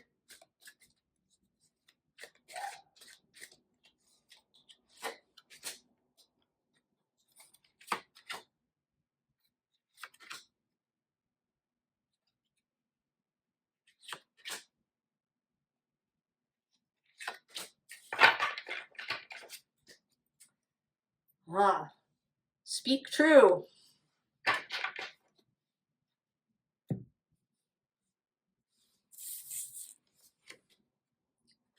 Transform. Peace. Discernment. Imagination. And get carried away. Oh, that's interesting. Every one of these cards came out in another reading.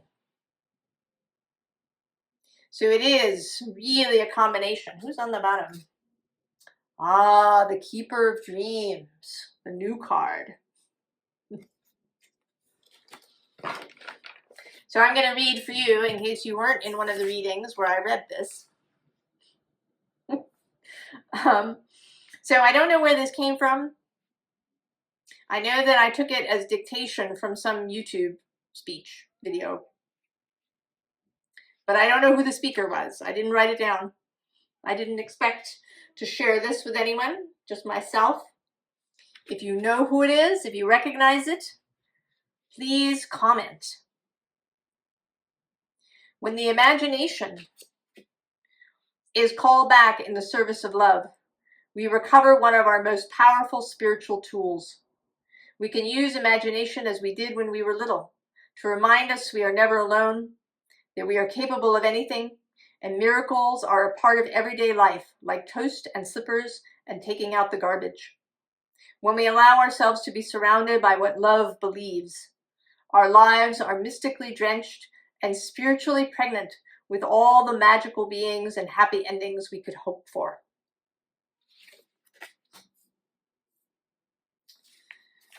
Collective.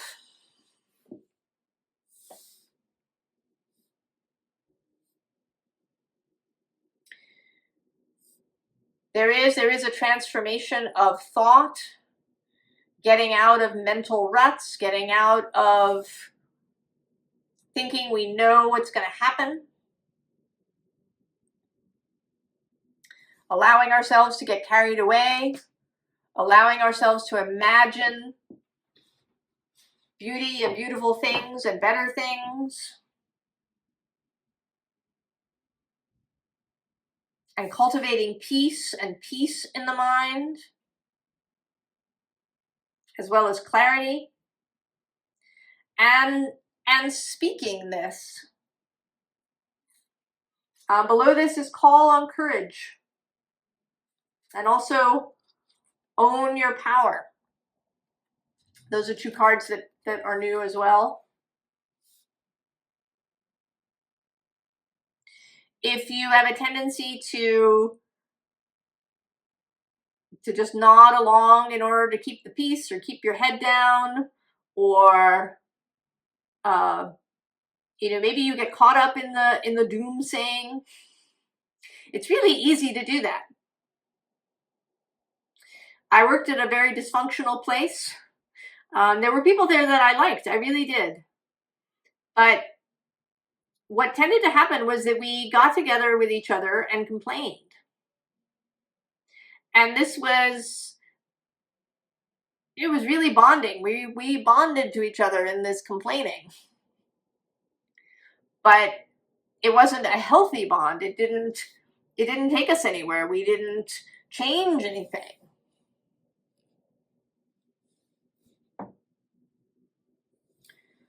So if there's a temptation to do that, and I know that it can be very tempting, don't do it. Speak true. Call on courage. And by true, I mean beauty, I mean freedom, I mean imagination, I mean gorgeous possibility.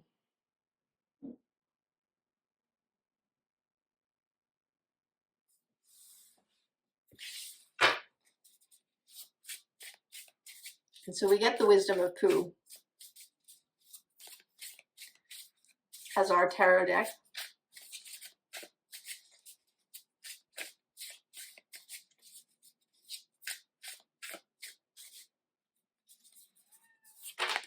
Ooh.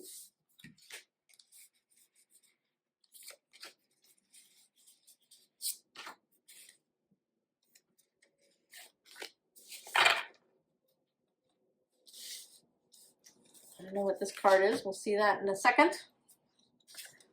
Look at that, Two of Wands. This has come out several times.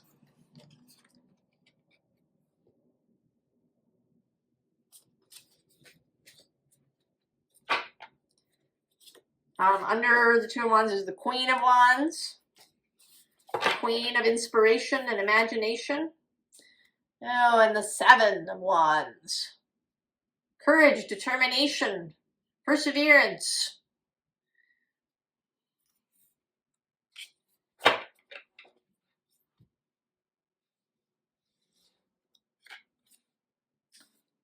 Judgment, here being pulled out of a hole that we got stuck in. Bravery, coming out directly. That's an extra card in this deck.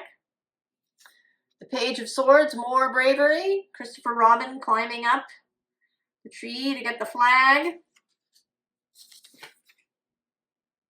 And then the Queen of Swords with that discernment, clarity, and the bravery that's in integrity, in having values, sticking to those values, knowing what you stand for,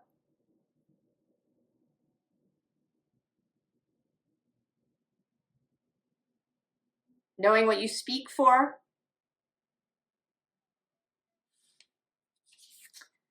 This, oh, it's the King of Honeypots, the King of Cups. Over everything.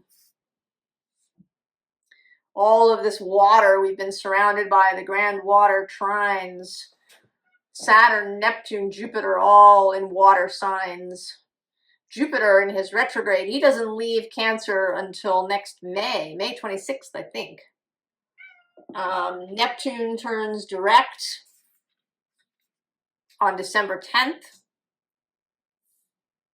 but will remain in Pisces for a little while, I think until some point in January, I think. And then Saturn moves into Aries in February. So there's still a lot of water around.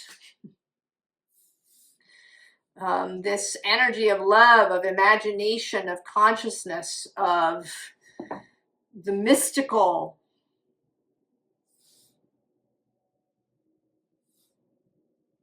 It's all here if we can be discerning about what we allow into our minds, if we can use imagination in the service of love, if we can get carried away by love and beauty and peace.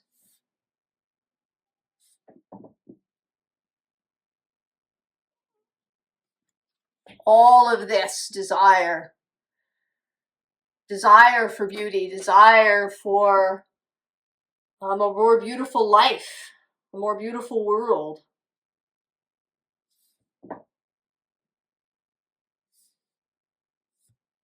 And this is the way through.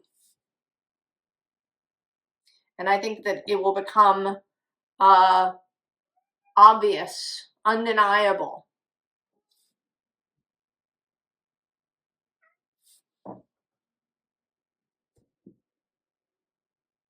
I wish us all, or everyone, everywhere, all the very, very best. And I hope that you have a really beautiful full moon experience. I will see you next time. So long.